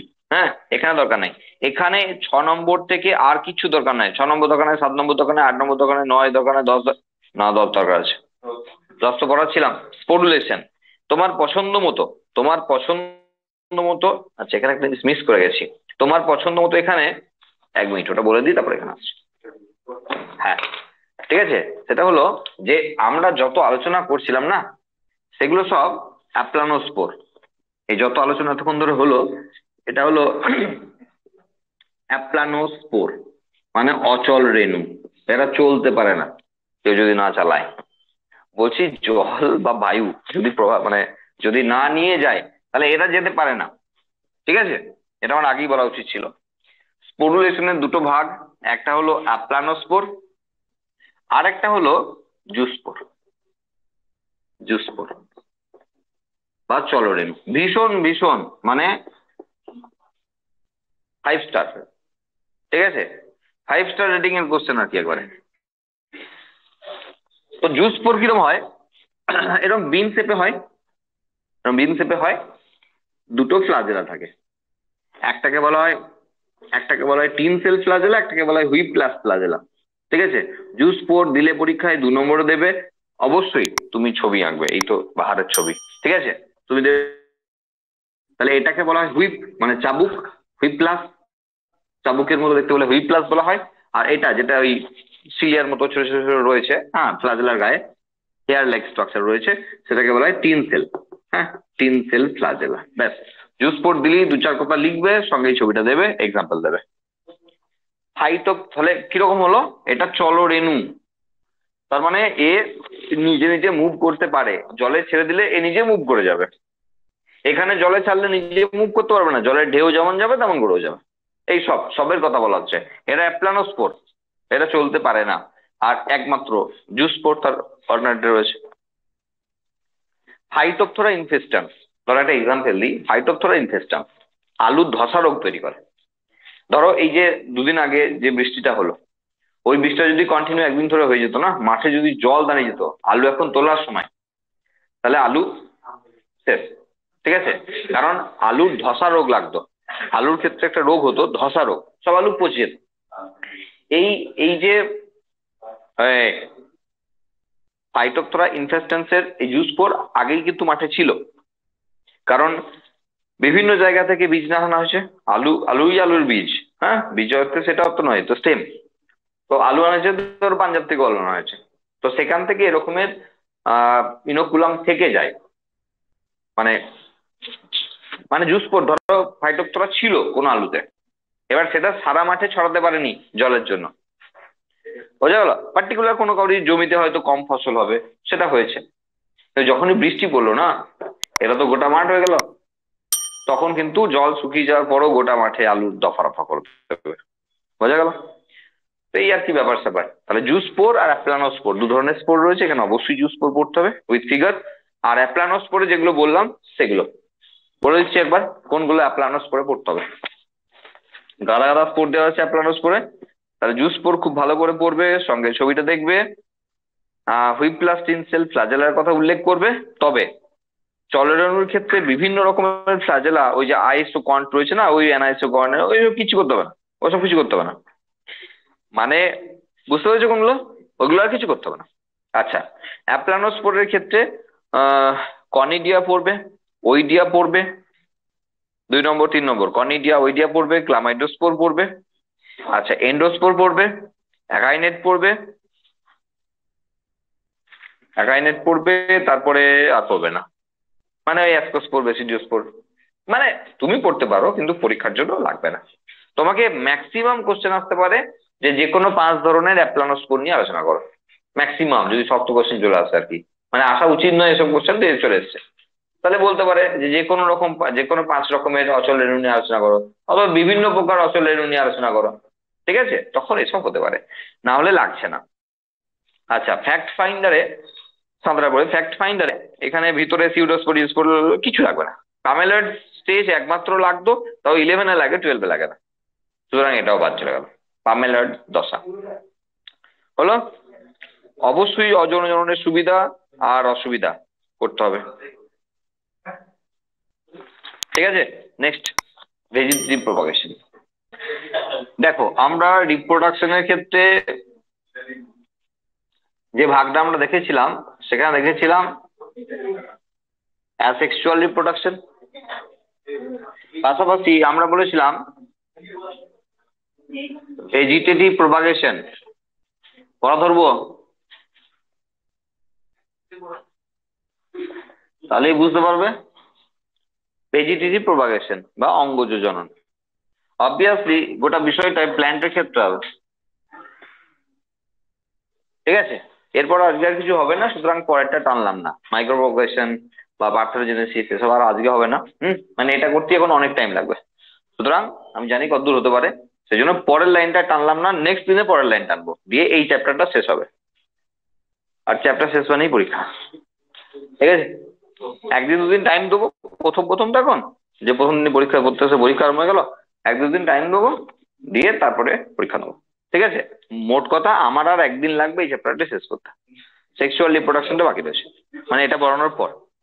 আচ্ছা দেখো, ন্যাচারাল আর আর্টিফিশিয়াল, ভালো করে মন দিয়ে শোনো। ঠিক আছে, হয়ে গেছে। ন্যাচারাল আর আর্টিফিশিয়াল ভেজিটেটিভ প্রপাগেশন মানে অঙ্গজ, জবা গাছের ডাল কেটে বসিলাম, জবা গাছ হয়ে গেল। এই তো বিষয়টা পড়ার আর কি, বোঝা বাংলায়। ঠিক আছে, এবার একটা তো নয়, বহু রকমের ব্যাপার আছে, সেগুলো নিয়ে আমাদের আলোচনা। তাহলে যদি ধরো একটা সাপোজ একটা গাঁদা গাছ উল্টো পড়ে গেছে, এবার সেই গাঁদা গাছের ডাল থেকে নিজে নিজেই লেগে আবার গাঁদা গাছটা হয়ে গেছে, তো সেটা ন্যাচারাল। কিন্তু যখন আমি কেটে বসালাম গাঁদা গাছটা, তখন সেটা এদিকে চলে এলো, আর্টিফিশিয়াল। বোঝা গেল? তো যখন নিজে নিজে হলো তখন ন্যাচারাল, সে যখন আমি করলাম আমরা করলাম তখন আর্টিফিশিয়াল হয়ে গেল। এরকম আমরা পাবো কিছু। দেখো ন্যাচারালের ক্ষেত্রে কি হয়েছে, ন্যাচারালের ক্ষেত্রে কি হচ্ছে, বিভিন্ন বডি পার্ট, মানে প্ল্যান্টের আমরা লিখে রেখেছি প্ল্যান্টের বিভিন্ন বডি পার্ট এখানে অংশগ্রহণ করতে পারে। যেমন ধরো কাউরি ক্ষেত্রে রুট, সাপোজ বিভিন্ন গাছ রয়েছে যাদের রুট থেকেই ডেভেলপ করতে পারে নতুন। ধরো চন্দন গাছ, পটল গাছ, তো এক জায়গায় বসানো হলো চন্দন, তো মাটির তলা দিয়ে যখন যাচ্ছে তার রুট সিস্টেম দেখা গেল আরো 5 হাত দূরে গিয়ে আর একটা চন্দন গাছ উঠে পড়েছে, রুট থেকে ডেভেলপ করে দেওয়া। ঠিক আছে? তো যদি এবার সেই চন্দন গাছকে যদি আমি ওইভাবে রুটটা কেটে নিয়ে গিয়ে কাউকে গিফট করি, মাসিকে গিফট করেছি, মাসির বাড়িতে একটা চন্দন গাছ হতেই পারে, তা তখন কিন্তু সেটাই চলে যাবে এখানে, কাটিং বলে একটি প্রসিডিওর, আর্টিফিশিয়াল। ক্লিয়ার জিনিস? যেমন রুট হতে পারে তেমন স্টেম হতে পারে। মানে কোনো কোনো, দেখো সবার তো সব হয় না, তুমি যদি ভাবছো জবা গাছের রুট কেটে বসাবো তখন কিন্তু হবে না। বোঝা গেল কি বলছি? ঠিক তুমি যেমন বুঝতে পারলে কি বললাম, তুমি যদি ভাবছো পটলের ক্ষেত্রে আমি ডালটা কেটে নিয়ে গিয়ে বসিয়ে দেবো তাহলে তখন হবে না, কারণ ওর রুটই হয়। তাহলে সেম রয়েছে, এটা আমাদের ভীষণ ইম্পর্টেন্ট একটা জায়গা, কারণ 3 নম্বরের কোশ্চেন এখান থেকে আসে এবং এখান থেকে গালা গালা কোশ্চেন আসে। সেম, স্টেম 3 রকমের হয়, আমরা মরফোলজিতে পড়ে এলাম। আন্ডারগ্রাউন্ড স্টেম, একটা রয়েছে সাব এরিয়াল, তখন বলে রেখেছিলাম যে এগুলো আমরা ক্লাস 12 গিয়ে প্রথম চ্যাপ্টারতেই পাবো।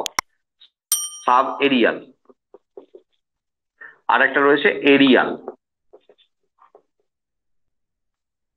ঠিক আছে? মাটির নিচে আছে, খানিকটা মাটির নিচে উপরে করে আছে, জলেও হতে পারে, আর এটা পুরোটাই মাটির উপরে আছে। এরিয়াল মানে বায়বীয়, আন্ডারগ্রাউন্ড মানে ভূনিম্নস্থ। এবার ভূনিম্নস্তর ক্ষেত্রে কি হচ্ছে, এখানে ধরো 4টে উদাহরণ আমরা পাই। ধরো টিউবার, আলু এর উদাহরণে আসবে। আচ্ছা ধরো কর্ম, ওল কচু এসব আসবে। ধরো বাল্ব, তোমার পেঁয়াজ রসুন এগুলো আসবে বাল্বের উদাহরণে। আর রাইজোম, আদা হলুদ এসব আসবে। প্রত্যেকটার ক্ষেত্রে দুটো একটা করে লাইন এবং উদাহরণ, একদম অবহেলা করবে না, খুব ভালো করে দেখে রাখবে। কারণ একদম স্পেসিফিক, এদের উদাহরণও বেশি কিছু লাগবে না, যা যা দেওয়া আছে এনসিআরটি তে হলে তো কোনো কথাই নেই, এনসিআরটি অনুযায়ী। আর এখানে এমনিতেও এরা পপুলার, আলু ও তো টিউবার ছাড়া মানে টিউবার বললেই ওই আলুর নামই আসবে, আর কাউকে দরকার পড়বে না, দরকার পড়বে না। কর্মের ক্ষেত্রে ওল কচু দরকার পড়বে না কাউকে আর। বাল্বের ক্ষেত্রে পেঁয়াজ রসুন আর কাউকে দরকার পড়বে না, রাইজমে আদা হলুদ আর কাউকে দরকার পড়বে না। এগুলো কিন্তু খুব ভালো করে করতে হবে, এগুলো তুমি অবহেলা করো তাহলে কিন্তু ফাঁসবে। কারণ বিভিন্ন ধরনের স্টেম যারা রিপ্রোডাকশনে হেল্প করছে, তোমাকে যদি আলোচনা করতে বললো তখন কিন্তু এই আন্ডারগ্রাউন্ড সাব এরিয়াল এরিয়াল এসব হবে। আর এদের তো উদাহরণ তো আসবেই আসবে পরীক্ষায়, এমন কোনো বছর নাই যে এই স্টেম রিজিয়ন থেকে উদাহরণ কোনো কিছু আসে নাই, একটা কোশ্চেনও আসে নাই, এমন মনে হয় কোনো বছর নাই যে এই পার্টটা থেকে একটা কোশ্চেন আসে নাই। শর্ট হোক ব্রড হোক যাই হোক আর কি, 1 2 এমসিকিউ, মানে 3 নম্বর ম্যাক্সিমাম। আচ্ছা, সাব এরিয়ালে যেমন ধরো রানার রয়েছে, রানার সেই সেই রানার নয়, হ্যাঁ, রানার রয়েছে, স্টোলন রয়েছে, আমি সবটাই বলে দিচ্ছি, হ্যাঁ। ধরো অফসেট রয়েছে, অফসেট রয়েছে, সাকার রয়েছে, এই 4টে রয়েছে। হ্যাঁ, এই 4টে হলো সাব এরিয়াল, মানে কিছুটা মাটির উপরে কিছুটা মাটির নিচে। দেখো কিছু উদাহরণ দিই, ধরো দূর্বাঘাস, তুমি কোনো একটা জায়গা থেকে 2 4টে তুলতে যাও, দেখবে আরো এরকম করে অনেক দূর পর্যন্ত মাটি সব ছিঁড়ে উঠে এলো। কচুরিপানা পুকুরের জলে হয়েছে, দুটো ধরে টান মারো দেখবে তোমার দিকে আরো 10টা এগিয়ে এলো, কারণ এরা ইন্টারকানেক্টেড, ভেতরে ভেতরে কানেকশন আছে এদের। তো এই সমস্ত গাছগুলোর কথা বলা হচ্ছে, মেনথা আমরুল থেকে শুরু করে গাদা গাদা গাছ আছে। হ্যাঁ, উদাহরণ খুব ভালো করে দেখতে হবে, যত্ন নিয়ে উদাহরণ দেখতে হবে প্রত্যেকটা, ফাঁসাবে তোমাকে, এতে ফাঁসবে না, এতে ফেঁসে যাবে। এতে রানার স্টোলন অফসেট সাকার এতে ফেঁসে যাবে, উদাহরণ মন দিয়ে দেখবে। ঠিক আছে, পরীক্ষায় আসবে। তাহলে এটা মাটির লেভেল। এবার দেখা গেল গাছটার ক্ষেত্রে এরকম রয়েছে, গাছটা ধরো কখনো মাটির উপরে কখনো নিচে। এবার সবাই তো সমান নয়, তাহলে তো 4টা একরকমই হতো। উদাহরণগুলো যেহেতু আলাদা রয়েছে, নাম যেহেতু আলাদা রয়েছে, সবাই তো এক নয়। কেউ দেখা যায় এখান থেকে গিয়ে এই উঠে গেল আর নামবে না, বুঝা গেল? আবার কেউ দেখা গেল এরকম উঠে এখানে তার আবার এখানে নিচে নেমে গেছে, উঠে গেছে এখানে, এরকম টাইপের আর কি। এগুলো একটু দেখবে, এগুলো আর দেখবে, কিছু বলার নেই। কিন্তু খুব ভালো করে উদাহরণ দেখবে, নালে ফাঁসবে বলে দিলাম। ঠিক আছে, এবং উইথ নিট বলছি। এরিয়াল, বায়বীয়, তাহলে পুরোটাই মাটির নিচে, এটা পুরোটাই মাটির উপরে, এটা মাটির উপরে নিচে। জল হতে পারে ফণিমনসা, এর থেকে ভালো কি হয়? অপাংশে বা ফণিমনসা। ফণিমনসার ক্ষেত্রে তার যেটা লিপের মতো দেখতে মোটা যে স্ট্রাকচারটা, ওটা হলো ওর স্টেম। আর কাঁটাগুলো পাতা, হ্যাঁ পাতাগুলো কাঁটায় রূপান্তরিত হয়েছে। এবার পাতার কাজটাকে ওকে করতে হবে, সেই জন্য স্টেম রিজিয়নটা ফ্ল্যাটেন্ড হয়ে গেছে। এটা বিষয় ফাইলোক্ল্যাড, ক্ল্যাডোর, তোমাদের কাউরি না কাউরি পরীক্ষায় এসেছিল দেখলাম এই ধরনের কোশ্চেনগুলো পাঠিয়েছিলে, এটা দেখলাম রয়েছে। যাই হোক, ফণিমনসা উদাহরণ রয়েছে। তো এই তোমার যদি খুব শখ হয় যে ফণিমনসা গাছ বসাবো, তাহলে ওই একটা পাতার মতো ওই মোটা জিনিস ভেঙে নিয়ে গিয়ে বসিয়ে দাও, হয়ে যাবে। রাস্তার ধার থেকে ভেঙে নিয়ে গিয়ে অনেকে ক্যাকটাস লাগায় আর কি, শখ আছে অনেকের। তো এরিয়াল, পুরো বায়বীয়, যেহেতু পুরোটাই মাটির উপরে হয় সেই জন্য একে বায়বীয় বলা হচ্ছে। ক্লিয়ার? এগুলো সবই কি হচ্ছে ন্যাচারাল। দেখো ন্যাচারালের ক্ষেত্রে আরো দুটো উদাহরণ আমি দিচ্ছি, তাহলে এখানে আমাদের জায়গাটা কমপ্লিট হয়ে যাবে। একটা হলো বুলবিল, 5 স্টার রেটিং এ বুলবিল, ভীষণ ইম্পর্টেন্ট। বুলবিলের ক্ষেত্রে তিনটে জিনিস তুমি করবে, ঠিক আছে? ন্যাচারালের মধ্যেই আছে অবশ্যই বুলবিল। কি করবে? প্রথমত বুলবিলের ডেফিনেশন দেবে, আর ডেফিনেশন দেওয়ার সময় যেন কাক্ষিক মুকুল কথাটা বাদ না চলে যায়। অ্যাক্সিলারি বার্ড, হ্যাঁ, অ্যাক্সিলারি, অ্যাক্সিলারি বার্ড বা কাক্ষিক মুকুল। হ্যাঁ, কাক্ষিক মুকুলে খাদ্য সঞ্চয়ের ফলে ফুলে উঠেছে। ধরো এই এই ধরো গাছটা, সাপোজ এই ধরো গাছটা, হ্যাঁ, এগুলো ধর নোডাল রিজিয়ন, এই ধরো গাছটা। তো তো কি হয়, এটা তো কাক্ষিক মুকুল আছে এখানে। সেই কাক্ষিক মুকুলে, সেই কাক্ষিক মুকুলে এখানে খাদ্য সঞ্চয়ের ফলে ফুলে এরকম এরকম করে ফুলে উঠেছে, এটা বুলবিল। এই দেখো, চুবড়ি আলু, খাম আলু, অ্যাগাভে, ভীষণ ইম্পর্টেন্ট নাম, অ্যাগাভে ভীষণ ইম্পর্টেন্ট নাম। হ্যাঁ, চুবড়ি আলু ভীষণ ইম্পর্টেন্ট নাম বুলবিলের ক্ষেত্রে। তাহলে উদাহরণ তোমাকে এই 2-3টে উদাহরণ মাত্র আছে, 2-3টে উদাহরণকে খুব যত্ন সহকারে করতে হবে। ডেফিনেশন লেখার সময় কখনো যেন অ্যাক্সিলারি বার্ড কথাটা বাদ যায় না, তাহলে কিন্তু নাম্বার 1-2 পাবে না। দেখো যখন মাধ্যমিক বা উচ্চ মাধ্যমিকের খাতা দেখা হয় না, তখন অ্যান্সার শিট আসে, মানে যারা এক্সামিনার ওদের কাছে অ্যান্সার শিট পাঠিয়ে দেয় যে কি লিখলে নাম্বার পাবে, কিরকম পাবে। ধরো একটা জায়গায় বাঘ খেতে পাচ্ছে না, যে বাই চান্স একটা হরিণ চলে এসেছে, ঠিক আছে? তাহলে কিরকম সংগ্রাম হবে? ধরো মাধ্যমিকের কোশ্চেন, তাহলে ইন্টার স্পেসিফিক না ইন্ট্রা স্পেসিফিক, তোমাকে 2 নম্বরে লিখতে বলেছে যে কি সংগ্রাম, মানে কি ধরনের প্রতিক্রিয়া দেখা যাবে, এটা কোশ্চেন 2 নম্বরে। তো অ্যান্সার সেটা লিখে দিয়েছে যে Intra specific or inter specific, মানে আন্তঃসংগ্রাম আর অন্তঃসংগ্রাম, তাই না? এই দুটো উল্লেখ থাকতে হবে। এই দুটো পয়েন্টের মধ্যে যদি কেউ উল্লেখ করে তাহলে ফুল মার্কস পাবে, আর যদি পয়েন্ট উল্লেখ না থাকে তাহলে যাই লিখুক নাম্বার পাবে, তাতে সে যাই লিখুক নাম্বার পাবে না। বোঝা গেল কি কেসটা? তো সেই রকম বিষয় আর কি, যে বুলবিলের ক্ষেত্রে যখন পরীক্ষায় অ্যান্সার শিট দেবে আমাদেরকে, তখন উল্লেখ করে দেবে যে অ্যাক্সিলারি বার্ড লেখা আছে, লেখা থাকলে নাম্বার দেবেন না দেবেন না। বোঝা গেল? সেই জন্য বলছি ছেলেরা লেখে অনেক কিছু, আসল জিনিসটাই মিস করে গেছে। কোথায় খাবার সঞ্চয় করলো দিয়ে ফুলে উঠলো, তো কোথায়? কাক্ষিক মুকুলে। বোঝা গেল কি বললাম? বুলবিলের ক্ষেত্রে 3টে বিষয় বলা ছিল, ডেফিনেশন করবে, ডেফিনেশনে অ্যাক্সিলারি বার্ড উল্লেখ যেন থাকে, আর অবশ্যই এক্সাম্পল। এক্সাম্পল পরীক্ষায় খুব পড়ে। হ্যাঁ, এটা গেল বুলবিল। আর একটা বলে দিচ্ছি, একটু পরীক্ষায় আসে, সেটা হলো গেমা কাপ। এটা পরীক্ষায় আসে, হ্যাঁ, গেমা কাপ বলে একটা জিনিস পরীক্ষায় আসে। রিক্সিয়া মার্কেন্সিয়ার ক্ষেত্রে এই গেমা কাপ ব্যাপারটা দেখা যায়। লোয়ার ক্লাস বুঝতেই পারছি। ধরো সাপোজ এটা রিক্সিয়া, হ্যাঁ, ব্রাফাইটা, তাদের মনে পড়ছে না যে কি এটা আবার, ব্রাফাইটা, হ্যাঁ। ব্রাফাইটার ক্ষেত্রে ভাস্কুলেচার তো নাই, বলছি ব্রাফাইটার তো ভাস্কুলেচার নাই, ভাস্কুলার বান্ডেল তো নাই। টেরোভাইটা থেকে ভাস্কুলেশন আছে, মানে জাইলেম ফ্লেম তো টেরোভাইটা থেকে শুরু, ব্রাফাইটা নেই। এটাকে মিড রিব বলা হয়, এটাকে মিড রিব বলা হয়। এই মিড রিবের পাশে এরকম কাপের মতো, এরকম কাপের মতো স্ট্রাকচার তৈরি হয়। এগুলো সব ভেজিটেটিভ প্রপাগেশনের পার্ট আর কি, মানে এরকম তৈরি হয় আর কি। এবার এইগুলো যদি বডি থেকে ডিটাচ হয়ে যায় না, আবারও এরকম রিক্সা তৈরি করতে পারবে। বোঝা আমার রাইট? এগুলোকে বলা হয় গেমা কাপ। ব্রাফাইটে দেখা যায়, রিক্সিয়া মার্কেন্সিয়া লোয়ার ক্লাসের যে ব্রাফাইটা রয়েছে তাদের ক্ষেত্রে এই গেমা কাপ আসে। পরীক্ষায় 2 নম্বরের কোশ্চেনে গেমা কাপ আসে। হলো, এই মোটামুটি ন্যাচারাল। আর যা আছে লাগবে না, টিউরিয়ান আছে লাগবে না, আসলে লাগবে না, পরীক্ষা কোনদিন আসে না, বোর্ডেই আসে না তো নিটে তো দূরের কথা। ঠিক আছে, বোর্ড থেকে নিটে কম পড়তে হয়। বুঝবো? কোনো ডাউট?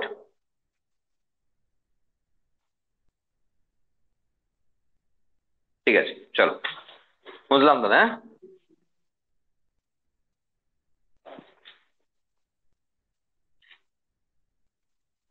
চলো, ন্যাচারাল হলো, এবার আর্টিফিশিয়াল।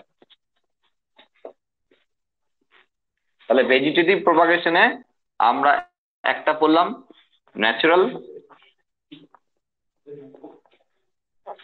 আর পড়বো আর্টিফিশিয়াল।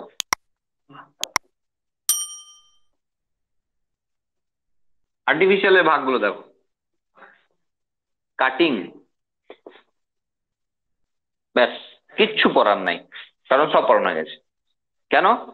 ওই যে এতক্ষণ ধরে দেখছি রে, ওগুলো যদি আমরা করে, মানে আলু দেখলাম টিউবার, এবার আমরা যদি আলু আলু চোখ কেটে বসাই, তাহলে হয়ে গেল আলু গাছ। তাহলে তখন আর্টিফিশিয়ালে চলে এলো, বুঝে গেলো? তখন সেটাকে কাটিং বলছি। এরকম করে যতটুকু এখানে দেখলে, সেগুলো যখন আমরা করব, তখন সেগুলো সবই হয়ে যাবে কাটিং এর তলে, কিচ্ছু পড়ানো নেই। 2 নম্বর, লেয়ারিং। লেয়ারিং এর কিছু ভাগ আছে, যেমন টিপ লেয়ারিং আছে, মাউন্ট লেয়ারিং আছে, গুটি আছে। ঠিক আছে, বলেছি সহজ জিনিস। লেয়ারিং এ কি, যে দেখো টিপ লেয়ারিং বা মাউন্ট লেয়ারিং কম বেশি একই রকম, হ্যাঁ। যে সমস্ত গাছগুলোর কাণ্ড অনেক দুর্বল, সেই সমস্ত কাণ্ডগুলোকে দেখা যায়, তুমি গাঁদা গাছের ক্ষেত্রে করতে পারো, জবা গাছেও করা যাবে, হ্যাঁ, মানে অনেক গাছ আছে। দেখা গেল যে সেই গাছটা ধরো এরকম হয়ে আছে, হ্যাঁ। এবার এই ডালটা ধরো নরম, তো ওটাকে টেনে এনে মাটির নিচে দিয়ে, মানে এটা মাটির লেভেল, মাটির নিচে খাল করে গাছটাকে টেনে এনে পুঁতে, ধরো এখানে একটা গোঁজ দিয়ে পুঁতে রেখে দিলে, এই গাছটা এমন আছে। দেখা গেলো এখান থেকে রুট ফর্ম করে যাবে, কদিন পর এখান থেকে টোটাল কেটে দিয়ে মাটি সমেত হয়ে গেল গাছ। যদি এটা হলো মাউন্ট, আর যদি কোনো গাছের টিপ পোর্শনকে করা হয় তাহলে টিপ লেয়ারিং, এটুকু পার্থক্য, কম বেশি দুটো একরকম। বোঝা গেল? তাহলে লেয়ারিং, হ্যাঁ, একে দাবা কলমও বলা হয় বাংলায়। ঠিক আছে, এই যে দেবে দিল দাবা কলম। আচ্ছা, এবার দেখো গুটি, এটা খুব পপুলার, কারণ এর সঙ্গে পরিচয় আমাদের কম বেশি সবাই আছে। কেন? কলুমে গাছ বলতে আমরা যেগুলোকে বুঝি, কলম বলতে যেগুলো গাছের কলম করা যেগুলো বুঝি, হ্যাঁ, সেগুলো তোমরা দেখেছো। এইরকম ডাল ধরো যে কোনো গাছে, এতে লেবু হোক, গোলাপ হোক, বা আম হোক, বা যাই হোক, দেখা গেল যে দুটো, মানে একটা আম হয়েই আছে, হ্যাঁ, যে সেরকম গাছ নিয়ে এসে বিক্রি করছে, দুটো গোলাপ হয়েই আছে, আর মাটি, গাছের নিচের অংশে এরকম মাটির মতো একটা কি চিকচিকি কি সব জড়ানো রয়েছে আর রয়েছে, এটা গুটি কলম। এটা কিভাবে করা হয়? এই করে গাদা লোক গাদা টাকা ইনকাম করে, সংসার চালায়, হ্যাঁ। তোমাদেরকে বলছি না চালাতে, শিখিয়ে দিচ্ছি। ঠিক আছে, অনেকে জানে, শেখাতে হবে না, অনেকে জানে, নিজেরাই মামাকে মাসিকে পিসিকে গিফট করেছে নিজের বাড়ির ভালো লেবু গাছের একটা কলম, ডাল, হ্যাঁ, আম গাছ, কাঁঠাল গাছ, পেয়ারা গাছ, যেগুলোতে খুব পপুলারলি হয় আর কি, গোলাপ গাছ, হ্যাঁ। দেখো, ধরো, ঠিক আছে, বুঝেছি। ধরো এই গাছের, এবার দেখো একটা গাছকে যখন, গাছের ডালকে যখন নেওয়া হবে, নিশ্চয়ই আমি তার একটা শক্তপোক্ত সোজা ডালই নেবো না। বিক্রির যদি কথা ভাবি, এরকম করে এর একটা যে ডাল রয়েছে, দেখেই মনে হবে কে নেবে এই ডালটা, নেবে না। আর একটা গাছ দাঁড়িয়ে আছে সোজা সাপটা, এরকম ভাবে নেবে। চলো, তো এইরকমই একটা গাছকে, ডালকে ধরো চুজ করা হলো, ঠিক আছে। এবার একে ততটা কাটা হলো যতটা একে তুমি হাত না কেটে কাটতে পারবে। বুঝে গেল? এর থেকে ভালো আমি আর উদাহরণ পেলাম না তোমাকে বলার জন্য। হাত না কেটে কাটতে পারবে, মানে ধরো একটা ব্লেড দিয়ে কাটছিলে, সুন্দরভাবে কেটে গেল কিছুটা অংশ, তারপর শক্ত পোর্শন পড়ে গেছে, আর কাটতে পারছো না, ছেড়ে দাও, দরকার নেই। এইটুকুকে রিং করে কাটতে হবে, গোল করে কাটতে হবে। ঠিক আছে, তার আগে 10-15 দিন আগে কাজ আছে, ওটা করার 10-15 দিন আগে কাজ আছে। একটা মাটির মধ্যে একটা খাল করলে, অন্য জায়গাতে ভালো হবে। দিয়ে এখানে কিছু ভালো মাটি যদি কোথাও পাও সেগুলো, আর কিছু গরুর পটি মানে গোবর, কিছু পাতা ফাতা হ্যান ত্যান, মানে হিউমাস টাইপের হতে হবে, মানে নিউট্রিয়েন্টসে ভরা হতে হবে। সেরকম একটা মাটি ভালো করে রেডি করলে, 10-15 দিন ধরে পচতে দিলে, ভালো করে রেডি করলে, আর একটু ওই মূর্তি যেমন তৈরি করে না সেরকম টাইট করলে আর কি কাদাটাকে, দিয়ে সেই কাদাটা নিয়ে এসে এইখানে চাপিয়ে দিলে। এবার যতগুলো, ঠিক আছে ঠিক আছে, ওরে বাপরে, আজকেই খুঁজে মনে হচ্ছে, হ্যাঁ দ্বিতীয় দিন থেকেই আরম্ভ করে দিচ্ছে জ্বালান না। খুঁজে বার করলে কিন্তু মারাত্মক জিনিস হয়ে যাবে। অনেকবার বললাম, যত গোটা ডালে করব, যত বেশি করব, সেই পরিমাণ এখানে খাল কেটে তো রেখে দেবো না, তাই তো? তো সেরকম করে মাটি রেডি করলাম। এবার কি হলো, এর উপরে ধরো ছোট করে খড়ের টুকরো কাটা হলো, দিয়ে এর উপর তুমি যা ইচ্ছা দিতে পারো। কারণ বিষয় হলো জল শোক করে রাখবে এমন কিছু জন্য ভিজে থাকতে হবে। মেন কথা হলো জায়গাটা ভিজে ভিজে থাকতে হবে। অক্সিজেন হরমোন স্প্রে করে দিলে ভালো হয়। বাড়িতে করলে কোথায় আর অক্সিজেন পাবো, ওসব দরকার নেই। কিন্তু যদি আমি প্রফেশনালি করি করি তো সেখানে ধরো হাজার হাজার গাছ বিক্রি করি আমি এইভাবে, তো তখন অক্সিজেন হরমোন স্প্রে করলে তাড়াতাড়ি, যেটা 15 দিনের রুট ফর্ম করছিল সেটা 5 দিনে করে যাবে। তাহলে অক্সিজেন হরমোন যেহেতু রুট ফর্মেশনে হেল্প করে, তাহলে অক্সিজেন হরমোন স্প্রে করবে। দিয়ে এই খড়পট যা চাপানো চাপিয়ে দিয়ে তুমি এটা একটা ভালো করে সুতো দিয়ে ধরো বেঁধে দিলে। এবার এই জায়গাটাকে ভিজে রাখতে হবে। তাহলে তুমি সকাল বিকাল একটু করে 2 ফোঁটা করে জল দিতে পারো। অনেকে কি হয়, এখানে ঘটি ফটি দেবে, অনেক বইয়ে হয়তো ছবি টবি দেওয়া আছে, উপরে ডালে ঘটি বেঁধে দিয়েছে, যেখানে জল পড়ছে। যাই হোক, মেন বিষয় হলো ভিজিয়ে রাখা। দেখা যাবে 10-15 দিন পর রুট সবুজ হয় না, আমি করে দিচ্ছি, তেড়ে ফুড়ে সব রুট বেরোচ্ছে। তুমি যা দিয়ে প্যাক করে রেখেছো না কেন, সব ফাটিয়ে ফুটিয়ে এরকম করে রুট গুলো বেরোচ্ছে। তখন একটা ধারালো কোনো কিছু নিয়ে এটাকে কেটে ফেললে। ধারালো ওই রকম করে নয়, তুমি যা দেখালে ওই রকম করে কাটলে সব ঝরে পড়ে যাবে। আর সেই জন্যই ধারালো বললাম। হ্যাঁ, তুমি একটা ভোঁতা কাটতে নিয়ে এসছো দিয়ে, তাতে দেখা গেল তুমি কাটতে কাটতে সবই খুলে পড়ে গেল, তাহলে তো মুশকিল হয়ে গেল না। যতটা একে ক্ষতি না করে কাটা যায় সেটাকে কেটে নিয়ে ব্যাস বিছে দাও, ওই লেগছে। না না, আমি বলছি মামার বাড়ি, মাসির বাড়ি, পিসির বাড়ি যেখানে দেওয়ার আছে, তোমার এই সুন্দর গাছের লেবু খাবে যারা, তাদেরকে গিফট করে দাও। বোঝা গেল? এখানে একটা কোশ্চেন রয়েছে, সেটা হলো, একটা ধরো আঁটি আম গাছে যখন দেখা গেল মুকুল আসতে 8 বছর 10 বছর টাইম লাগছে, তখন একটা কলমে আম গাছে কিভাবে 1 বছর 2 বছরে মুকুল আসে এবং ফল আসে, বা ফুলের গাছ হলে ফুল আসে? হর্টিকালচারে এই গোটা বিষয়টা ভীষণ গুরুত্বপূর্ণ। বিশেষ করে গুটি এবং তারপরে যে আমরা গ্রাফটিং দেখাবো, গ্রাফটিং, এই দুটি বিষয় হর্টিকালচার মানে উদ্যানবিদ্যা, যেখানে ফুল এবং ফলের গাছপালা নিয়ে যা যা হবে আর কি, সেই নিয়ে আলোচনা করা হয়, একটা সাবজেক্ট হর্টিকালচার। হ্যাঁ, সেখানে ভীষণ গুরুত্বপূর্ণ এই দুটো টপিক। হ্যাঁ, একটা হলো গুটি, আর নেক্সট পড়াবো যেটা গ্রাফটিং। প্রশ্ন, সেটা হলো আম গাছ, আটি আম গাছ হলে 8 বছর 10 বছর লেগে গেল, কিন্তু যদি কলমে হলো তাহলে 1 বছরে কি করে এলো? উত্তর কি? কি হলো, কি এমন পরিবর্তন হলো যে 1 বছরের মধ্যে চলে এলো?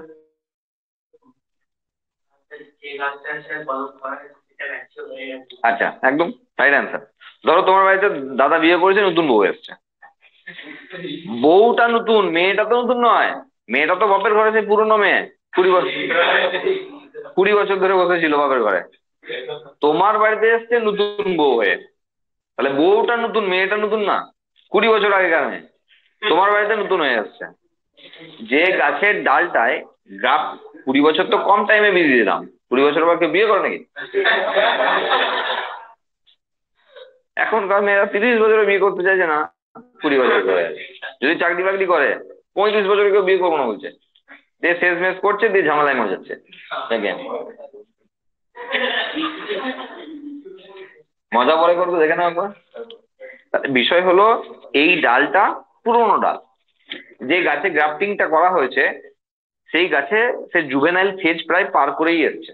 মানে একটু বলছো না, জুভেনাইল ফেজ, রিপ্রোডাক্টিভ ফেজের আগের দশা।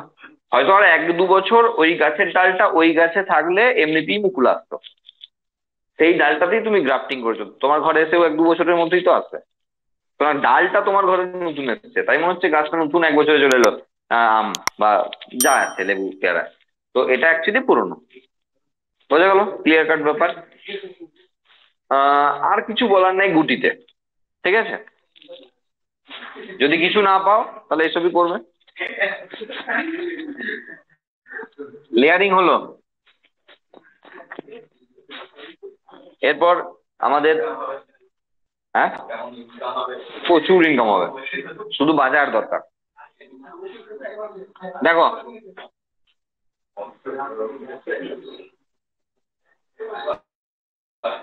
তাহলে গ্রাফটিংটা দেখলেই বুঝতে পারবে কেমন ইনকাম হবে, ঠিক আছে? গ্রাফটিং, গ্রাফটিং এর দুটো বিষয় আছে, একটা হলো স্টক গ্রাফটিং আর একটা হলো scion grafting. Scion grafting, sorry, stock grafting আর একটা হলো, ওহো, একটা হলো সিয়ন গ্রাফটিং আর একটা হলো বার্ড গ্রাফটিং। তোমাদের পাল্লায় পড়ে না, সব উল্টো পাল্টা যাচ্ছে। দেখো প্রথমটা দেখো, সিয়ন গ্রাফটিং। সিয়ন গ্রাফটিং এর প্রচুর ভাগ আছে, হ্যাঁ। ধরো wedge grafting, tongue grafting, crown grafting, approach grafting, ঠিক আছে? এরকম অনেক ভাগ আছে। আর দেখো, ধরো গ্রাফটিং করা মানে কি, ধরো একটা গোলাপ গাছ বাবা ধরো বাজার থেকে কিনে এনেছে, সেই গোলাপ গাছটা দেখা যাচ্ছে 3টে রঙের ফুল আসছে, 3টে ডাল আছে, 3টে ডালে ধরো একটাতে কালো, খুব রেয়ার, তাহলে কত দাম হবে তুমি বুঝে নাও। তোমার ঘরে যদি একটা এরকম সুন্দর দেখে কালো রঙের গোলাপ গাছ থাকে, তাহলে কালো রঙের গোলাপ গাছে গ্রাফটিং করে মানে জাস্ট গুটি কলম করেই তোমার জীবন চলে যাবে, বুঝলে? কালো গোলাপের এত দাম, কালো গোলাপ গাছের এত দাম, খুব রেয়ার। মানে এমনি তুমি অর্ডার দাও না, আসতে কতদিন পরে এনে দেবে তার ঠিক নেই, ঠিক আছে? হ্যাঁ হ্যাঁ আসবে। হ্যাঁ, তো বিষয় হলো যে গ্রাফটিং বিষয়টাতে কি রয়েছে, এই যে 3 রকমের ফুল আসছে, এটা গ্রাফটিং এর থ্রু দিয়ে করা আছে। অথবা দেখা গেল একটা আম গাছের মধ্যে একটা ডালে হিমসাগর আসছে, একটা ডালে ফজলি আসছে। তো ইন্টারেস্টিং, গাছের মানে লোককে দেখানোর জন্য ইন্টারেস্টিং লাগবে যে এরকম একটা গাছ বসাই, লোক এসে দেখবে যে আমার গাছটায় হিমসাগর গাছ এবং ল্যাংড়া একসঙ্গেই আছে। বোঝা গেল, এটা গ্রাফটিং এর মজাদার বিষয়। তো গ্রাফটিং এই জিনিসগুলো করা হয়, এবার কিভাবে করা হয় সেগুলোর জন্য আগে দেখতে হবে এগুলো বিষয়গুলো। ধরো একটা গাছের ক্ষেত্রে, এটা খুব বকে, একটু পড়া যায় না, একটু একটু ঠিক আছে, বেশি ভালো লাগে না। ধরো একটা গাছের ক্ষেত্রে, এই গাছটায়, ধরো তোমার বাড়িতে আছে একটা আম গাছ, আর এই আম গাছটায় সব ভালো, সব ভালো গুণ, মানে প্রচুর আম আছে, গাছটা হেলদি গাছ, বেশ ভালো শক্তপোক্ত হয়ে একদম দাঁড়িয়ে আছে, ঠিক আছে? আর প্রচুর আম আছে, আমের সাইজ খুব খুব ভালো, সব ভালো, কিন্তু বাঁদরেও খায় না। এমন আম বাঁদরেও খায় না, মানে এত টক, ঠিক আছে? হ্যাঁ, এখন প্রশ্ন হতে পারে তোমার মনে যে ভালো কি করে হলো, এটাই ভালো, ঠিক আছে? এই গাছটা তোমার বাবা ধরো কেটে ফেলার ডিসিশন নিয়েছে, এমন টাইমে তুমি গিয়ে, তোমার বন্ধুর বাবা আর কি, তুমি গিয়ে একটা বুদ্ধি দিয়েছো যে কাকু শুনুন শুনুন, গাছটা কেটে দিয়েন না, হ্যাঁ, আমার কাছে একটা বুদ্ধি আছে, আপনি বুদ্ধিটা নেন। সেটা হলো, এই গাছটা কেটে না দিয়ে আমার বুদ্ধি অনুযায়ী চলুন, এই গাছই আমি মিষ্টি আম খাবো আপনার, ঠিক আছে?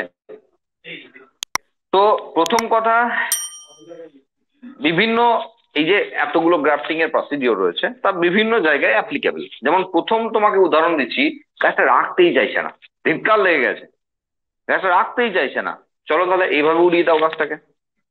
এবার উড়িয়ে দিয়ে তুমি বলে, কাকু তাহলে এক কাজ করুন, এবার বিভিন্ন আমরা পরিচিত যদি আশেপাশে ভালো ভালো আমের মানে গাছ জানা থাকে যে এর বাড়িতে ওই গাছটা ভালো আছে ওই কারণে, তাহলে একটাতে ধরো ফজলি,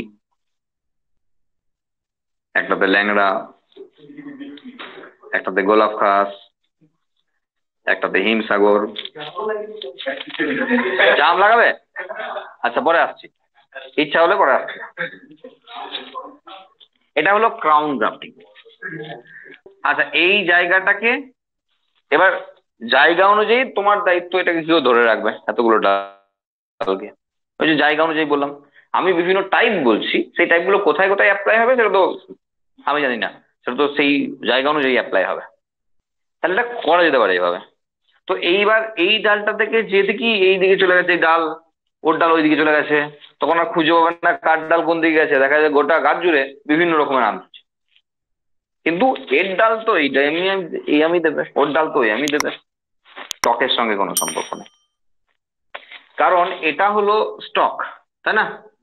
যেটা যার উপরে লাগানো হয়েছে সেটা স্টক, আর যার উপরে লাগানো হয়েছে সেটা স্টক, আর যাকে লাগানো হয়েছে সে সিয়ন। বোঝা গেল? স্টকের ক্ষেত্রে কি কি ফিচার্স দরকার আছে, কি কি ফিচার স্টকে বলে ভালো স্টক হিসাবে ধরবো, আর সিওনে কি কি গুণাগুণ লাগবে। দেখো, একটা ভালো স্টক যে মাটির সঙ্গে ভালো করে দাঁড়িয়ে আছে, একদম গেঁথে আছে, কারণ তাকে ওয়াটার নিউট্রিয়েন্টস সাপ্লাই করতে হবে। তাহলে সেই ক্রাইটেরিয়া লাগবে, মানে ভালো জল শোষণ ক্ষমতা আছে, খনিজ লবণ শোষণ ক্ষমতা আছে, মাটিতে ভালো করে ধরে দাঁড়িয়ে রাখতে পারে, ভালো ডিজিজ রেজিস্ট্যান্স পাওয়ার আছে, রোগ প্রতিরোধ ক্ষমতা ভালো। এইগুলো যদি ভালো থাকে তাহলে আমরা একটা স্টকের ভালো গুণাগুণ হিসাবে বিচার করলাম। সিয়ন, সিয়নের ক্ষেত্রে দুটোই জিনিস, একটা হলো কোয়ালিটি আর একটা হলো কোয়ান্টিটি, তাই না? আমরা এই দুটোর জন্যই তো লাগিয়েছি। তাহলে ভালো কোয়ালিটির আম চাইছি আর সংখ্যায় বেশি হবে এমন চাইছি, তেমন তো বেছে বেছে তুমি গাছ এনেছো, একটা মালদা থেকে, একটা এখান থেকে ওখান থেকে, আমি কথাই বলছি আর কি, ডালগুলো এনেছো। তো এই হলো বিষয়, এটা ক্রাউন। তাহলে যখন কাকু সিদ্ধান্ত নিয়েছিল গোটা গাছ উড়িয়ে দেবো আমি, তখন এই ডিসিশন এটা। এবার ধরো একটা গাছ অলরেডি আছে বাড়িতে, আর দারুণ আম হয়, কোনো কথা হবে না, তাই আমি কিন্তু তবুও চাইছি একটা ভ্যারিয়েশন আনতে। তেমন সময় আমরা বাকি বিষয়গুলো ভাবতে পারি। আচ্ছা, গাছ কাটলাম না, গাছকে রাখলাম, এটা হলো নোডাল পোর্শন। হ্যাঁ, এটা হলো নোডাল পোর্শন, নোড পর্ব। এবার দেখা গেলো টাং গ্রাফটিং করাবে, ধরো ওয়েজ গ্রাফটিং করাবে, ঠিক আছে, সাইড গ্রাফটিং করাবে। তাহলে কি হলো, ধরো একটা, এগুলো মেশিন আছে, হ্যাঁ, একটা মেশিনে করে এখান থেকে এটা সেই মাটি যেমন ছিল না, তেমন এখানে ঢুকিয়ে গর্ত করে নিল, একটা খাল হয়ে গেল। এবার তুমি ওই যে ডালটা বসাতে চাইছো, হ্যাঁ, এটা অলরেডি ভালো গাছ, এর গোড়া গাছটাই আছে, ওই ডালটা এনে এখানে বসিয়ে দিলাম, ঠিক আছে, বসিয়ে দিলাম। এবার তোমার একটা জিনিস খেয়াল করে রাখার বিষয় হয়েছে, একটু সাইটোকাইনিন হরমোন স্প্রে করলে ভালো হয়, টেলিভিশনে হেল্প করে, তাদের রিপেয়ারিং ফার্স্ট হবে। তুমি সেলোটেপ ফেলোটেপ দিয়ে রেখে দিলে যেন ইনফেকশন না হয়, এটাই একমাত্র বিষয়, ইনফেকশন না হয়। ফাঙ্গাল ইনফেকশন ভীষণ ক্ষতি করে গ্রাফটিং এ, ফাঙ্গাল ইনফেকশন যদি না, যাতে না হয় তাহলে ফাঞ্জিসাইড ইউজ করতে হয়। বোঝা গেল? ব্যাস, কয়েকদিনের মধ্যে লেগে যাবে, তারপর লেগে যাবে। মনোকটের ক্ষেত্রে গ্রাফটিং করা যায় না কেন, কোশ্চেন আসবে। মনোকটে গ্রাফটিং হয় না কেন? কারণ জোরে কে, কার সঙ্গে জোরে, কার সঙ্গে, কোন রিজনের সঙ্গে জুড়বে? ক্যাম্বিয়াম, ক্যাম্বিয়াম টু ক্যাম্বিয়াম জোরে, 5 স্টার রেটিং এর কোশ্চেন, যে গ্রাফটিং এ কার সঙ্গে, স্টকের সঙ্গে সিয়ন কার দ্বারা যুক্ত হয়? Cambium to cambium. তাহলে ডাইকটে ক্যাম্বিয়াম আছে, মনোকটে ক্যাম্বিয়াম নেই, সুতরাং মনোকটের ক্ষেত্রে গ্রাফটিং সম্ভব না। তুমি যদি ভাবছো যে নারকেল গাছে আমি গ্রাফটিং করাবো বললে, বা খেজুর গাছে, তাল গাছে, বা rather তোমার ধরো ধান গাছে, গম গাছে গ্রাফটিং করাবো, তা কখনোই সম্ভব হবে না, কারণ সম্ভবই নয়। আরেকটা বিষয় আছে, সেটা হলো মনোকটের ক্ষেত্রে ভাস্কুলার বান্ডেল স্ক্যাটার্ড থাকে, স্ক্যাটার্ড, ছড়িয়ে ছিটিয়ে থাকে, গোটা কর্টেক্স জুড়ে তার ভাস্কুলার বান্ডেল থাকে এরকম করে। তাহলে স্টকের সঙ্গে যখন তুমি সিয়নকে জোড়া লাগাবে, দেখবে এর ভাস্কুলার বান্ডেল এদিকে যাচ্ছে, ওর ওদিকে যাচ্ছে, ওইদিকে যাচ্ছে। এমনি তো দরকার নাই, ক্যাম্বিয়ামই আসল কথা। ডাইকটে রিং এ থাকে, রিং এ, তাহলে এক্স্যাক্টলি তেমনই দেখা যায় যে এক্স্যাক্টলি তেমনই দেখা যায় যে সেম গাছের ডালের সঙ্গে মোটামুটি একটা গাছের তার সঙ্গে ক্যাম্বিয়াম ক্যাম্বিয়াম মিশছে। আরো সব বাদ দাও, ডাইকটে গ্রাফটিং হয় কারণ ক্যাম্বিয়াম আছে। বোঝা গেল? তবে যার সঙ্গে যার ইচ্ছা নাকি। আমি ভাবছি আম গাছে আমি লেবু ফলি দেবো, হ্যাঁ, আম গাছে আমি পেয়ারা ফলি দেবো। তাহলে এখানে একটা কথা বলার আছে, সেটা হলো যখন আমরা ট্যাক্সোনমিক হায়ারার্কি করেছি, ট্যাক্সোনমিক হায়ারার্কি মনে আছে? তাহলে ওখানে জেনাস, স্পিসিস, তারপরে ভ্যারাইটি, ক্লোন, তাই না? সে শুনতে পেয়েছিলাম আমরা। তো বিষয় হলো, তো হায়ারার্কিতে ধরো জেনাস, স্পিসিস, এবার যত কাছাকাছি হবে তত ভালো। তার ধরো আম, ধরো হিমসাগর আম গাছই হিমসাগরই জয়েন করানো হচ্ছে, তো কোনো কথাই নাই, প্রায় 100% সাকসেস রেট, যদি ইনফেকশন না হয়ে যায়। এবার ধরো গাছ আম, কিন্তু হিমসাগর, ফজলি, ল্যাংড়া, গোলাপ খাস, আম্রপালি এসব ভ্যারাইটি রয়েছে, তার প্রবাবিলিটি একটু কমবে। একটু কমবে, বলিনি যে হবে না, মানে হবে তো বটেই, একটু কমলো প্রবাবিলিটি। এবার ধরো সেম স্পিসিস এর মধ্যে করা হচ্ছে, তাহলে প্রবাবিলিটি আর একটু কমলো। সেম জেনাসে করা হচ্ছে, প্রবাবিলিটি আর একটু কমলো, আর যেও না, আর হবে না। সেম ফ্যামিলিতে করা ভীষণ মুশকিল আছে, কখনো কখনো হয় 2%, 3%, 5% রেট। মানে আম গাছে পেয়ারা গাছ লেগে গেছে, হচ্ছে আম গাছে পেয়ারা হচ্ছে, আছে, পেয়ারাই হবে, পেয়ারার স্বাদই পাবে, টক টক আম স্বাদ পাবে না, ঠিক আছে? মানে ম্যাঙ্গোওয়ালা পেয়ারা পাবে না, পেয়ারাওয়ালা পেয়ারাই পাবে, ঠিক আছে? কারণ এখানে কি বললে তুমি, কি যুক্ত হলো এখানে, এর সঙ্গে এর কি এসে যায়? কিছু এসে যায় না, এর কাজ হলো শুধু সাপ্লাই করা, এর কাজ হলো জল খনিজ লবণ সাপ্লাই করা, এর সঙ্গে এর গুণাগুণের কোনো সম্পর্ক নাই, জেনেটিক রেগুলেশন এর নিজের, তো এর কি এসে যায়? বোঝা গেল কথাটা? মানে সুতরাং যদি আম গাছে পেয়ারা গাছ লেগে যায়, তো পেয়ারাই হবে পেয়ারার ডালে। এবার চান্স ভীষণ কম, ওই যে বললাম 2%, 3%, 5%, মানে এরকম করে 50 বার করলে হয়তো একবার লেগে যেতে পারে, ঠিক আছে? এইরকম আর কি, বোঝা গেল? এবার তুমি বুঝতেই পারছো, যদি এটা গাছটা লাগানো যেতে পারে, তার দামটা কত হবে, মানুষকে দেখানোর জন্য শুধু, তাই না? যে আমার বাড়িতে আম গাছ আছে, কিন্তু আম গাছের একটা ডালে পেয়ারা হয়, বোঝা গেল? এইগুলো সব সম্ভব ড্রাফটিং এ। আর সেই জন্য আমরা যে বলছিলাম না যে এটা নিয়ে বিজনেস করতে পারে অনেক লোক, সেই কারণের জন্য পারে।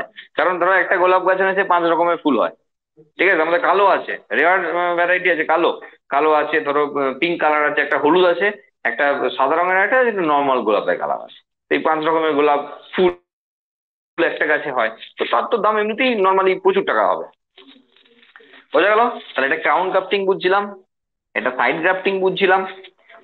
এই যে ওরা ওয়েজ মানে গেলো গোঁজ, মানে কোথাও ধরো এরকম করে গোঁজের মতো করে সাইড দিয়ে পুঁতে দিল, তাহলে সাইড গ্রাফটিং। যদি উপর দিয়ে, মানে এখানে ক্রাউনে তো প্রচুর বসা ছিল, এখন গাছের ডাল ধরো সরু, তখন একটা হলো, তখন তাহলে ওয়েজ গ্রাফটিং হবে। টাং গ্রাফটিং ওরকমই হয় প্রায়। ধরো এটা একটু ডিজাইন করে নেওয়া, ও বাবা, একটু ডিজাইন করে নেওয়া হলো। ডিজাইন মানে অন্য কিছু না, কাটিংটা এরকম করা হলো স্টকের, যে সিয়নটার কাটিংটা ঠিক এর সঙ্গে ম্যাচ করিয়ে করা হলো, তখন টাং টাং গ্রাফটিং হয়, ঠিক আছে? আচ্ছা, ক্রাউন হলো অ্যাপ্রোচ, অ্যাপ্রোচ গ্রাফটিং বলছি। হ্যাঁ, অ্যাপ্রোচ গ্রাফটিং কেমন হয়? ধরো তোমার বাড়িতে দুটো গোলাপ গাছ আছে, দুটি টবে আছে, দুটো গোলাপ গাছ দুটি টবে আছে। এবার এই টবে থাকা গোলাপ গাছে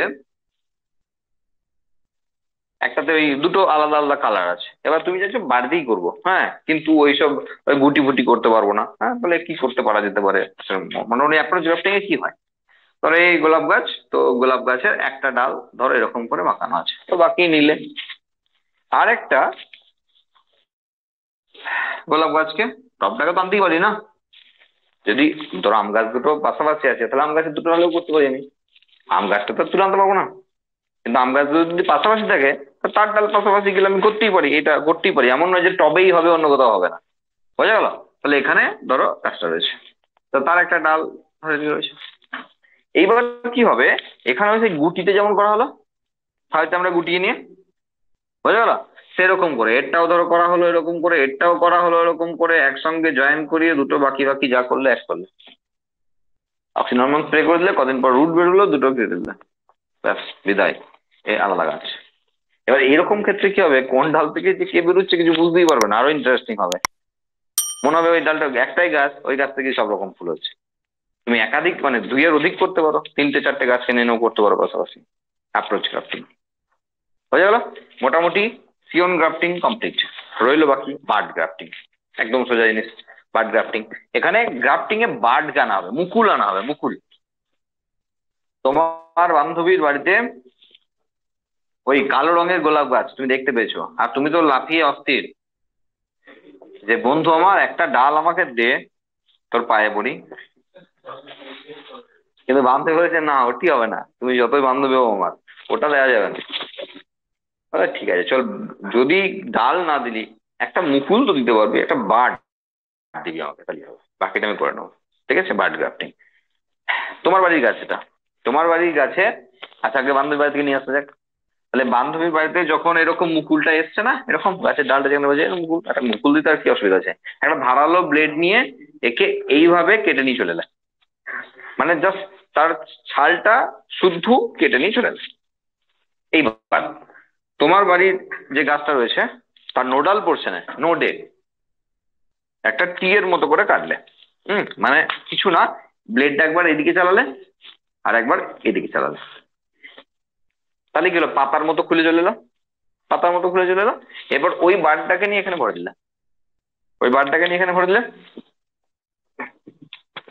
ওই বারটাকে নিয়ে এখানে ভরে দিলে। ঠিক আছে, এবার রেখে সেলো টেপ দিয়ে ভালো করে সিল করে দিলে, ব্যাস কাজ কমপ্লিট। অক্সিজেন হরমোন দিলে, সাইটোকাইনিন দিতে পারো, অক্সিজেন দেওয়ার দরকার নেই। রুট তো দরকার নেই, শুধু সেল রিপেয়ারিং আছে, তাহলে সাইটোকাইনিন দিতে পারো। সাইটোকাইনিন সেল ডিভিশন হেল্প করে, তাতে রিপেয়ার হয়ে যাবে। কয়েকদিন পর দেখবে এখান থেকে ডাল বেরোলো, আর যেখানে কালো রঙের গোলাপ। এটা বার্ড গ্রাফটিং, এটা বার্ড গ্রাফটিং। যা ইচ্ছা, যা ইচ্ছা, আমি এইটা তো বললাম সহজ। তার কারণ কি, তুমি বিভিন্ন ডালে গিয়ে তুমি বিভিন্ন বার্ড গ্রাফট করলে, বিভিন্ন কালার, তুমি 5টা নয় এরকম 10টা কালারকে এয়ার স্পিসিস পেয়েছো, 10টা কালারকে আনতে চাইছো। তো এরকম বোগেন ভিলিয়ার ক্ষেত্রে হয়, কাগজ ফুল, কাগজ ফুলের কম বেশি 50টা ভ্যারাইটি আমাদের আশেপাশে আছে, 50 রকমের ফুলের কালার আছে। ঠিক আছে, খুব রেয়ার রেয়ার কালার আছে। হ্যাঁ, আমরা তো জেনারেলি পিঙ্ক কালার দেখতে অভ্যস্ত, সাদা দেখতে অভ্যস্ত, কিন্তু প্রচুর ভ্যারাইটি আছে। ঠিক আছে, যাদের যেমন শখ আছে, তার শখ হলো এরকম 10টা কালারকে আমি একই গাছে আনবো, তো সেগুলো করতে পারে গ্রাফটিং, খুব ভালো অপশন। বোঝা গেল?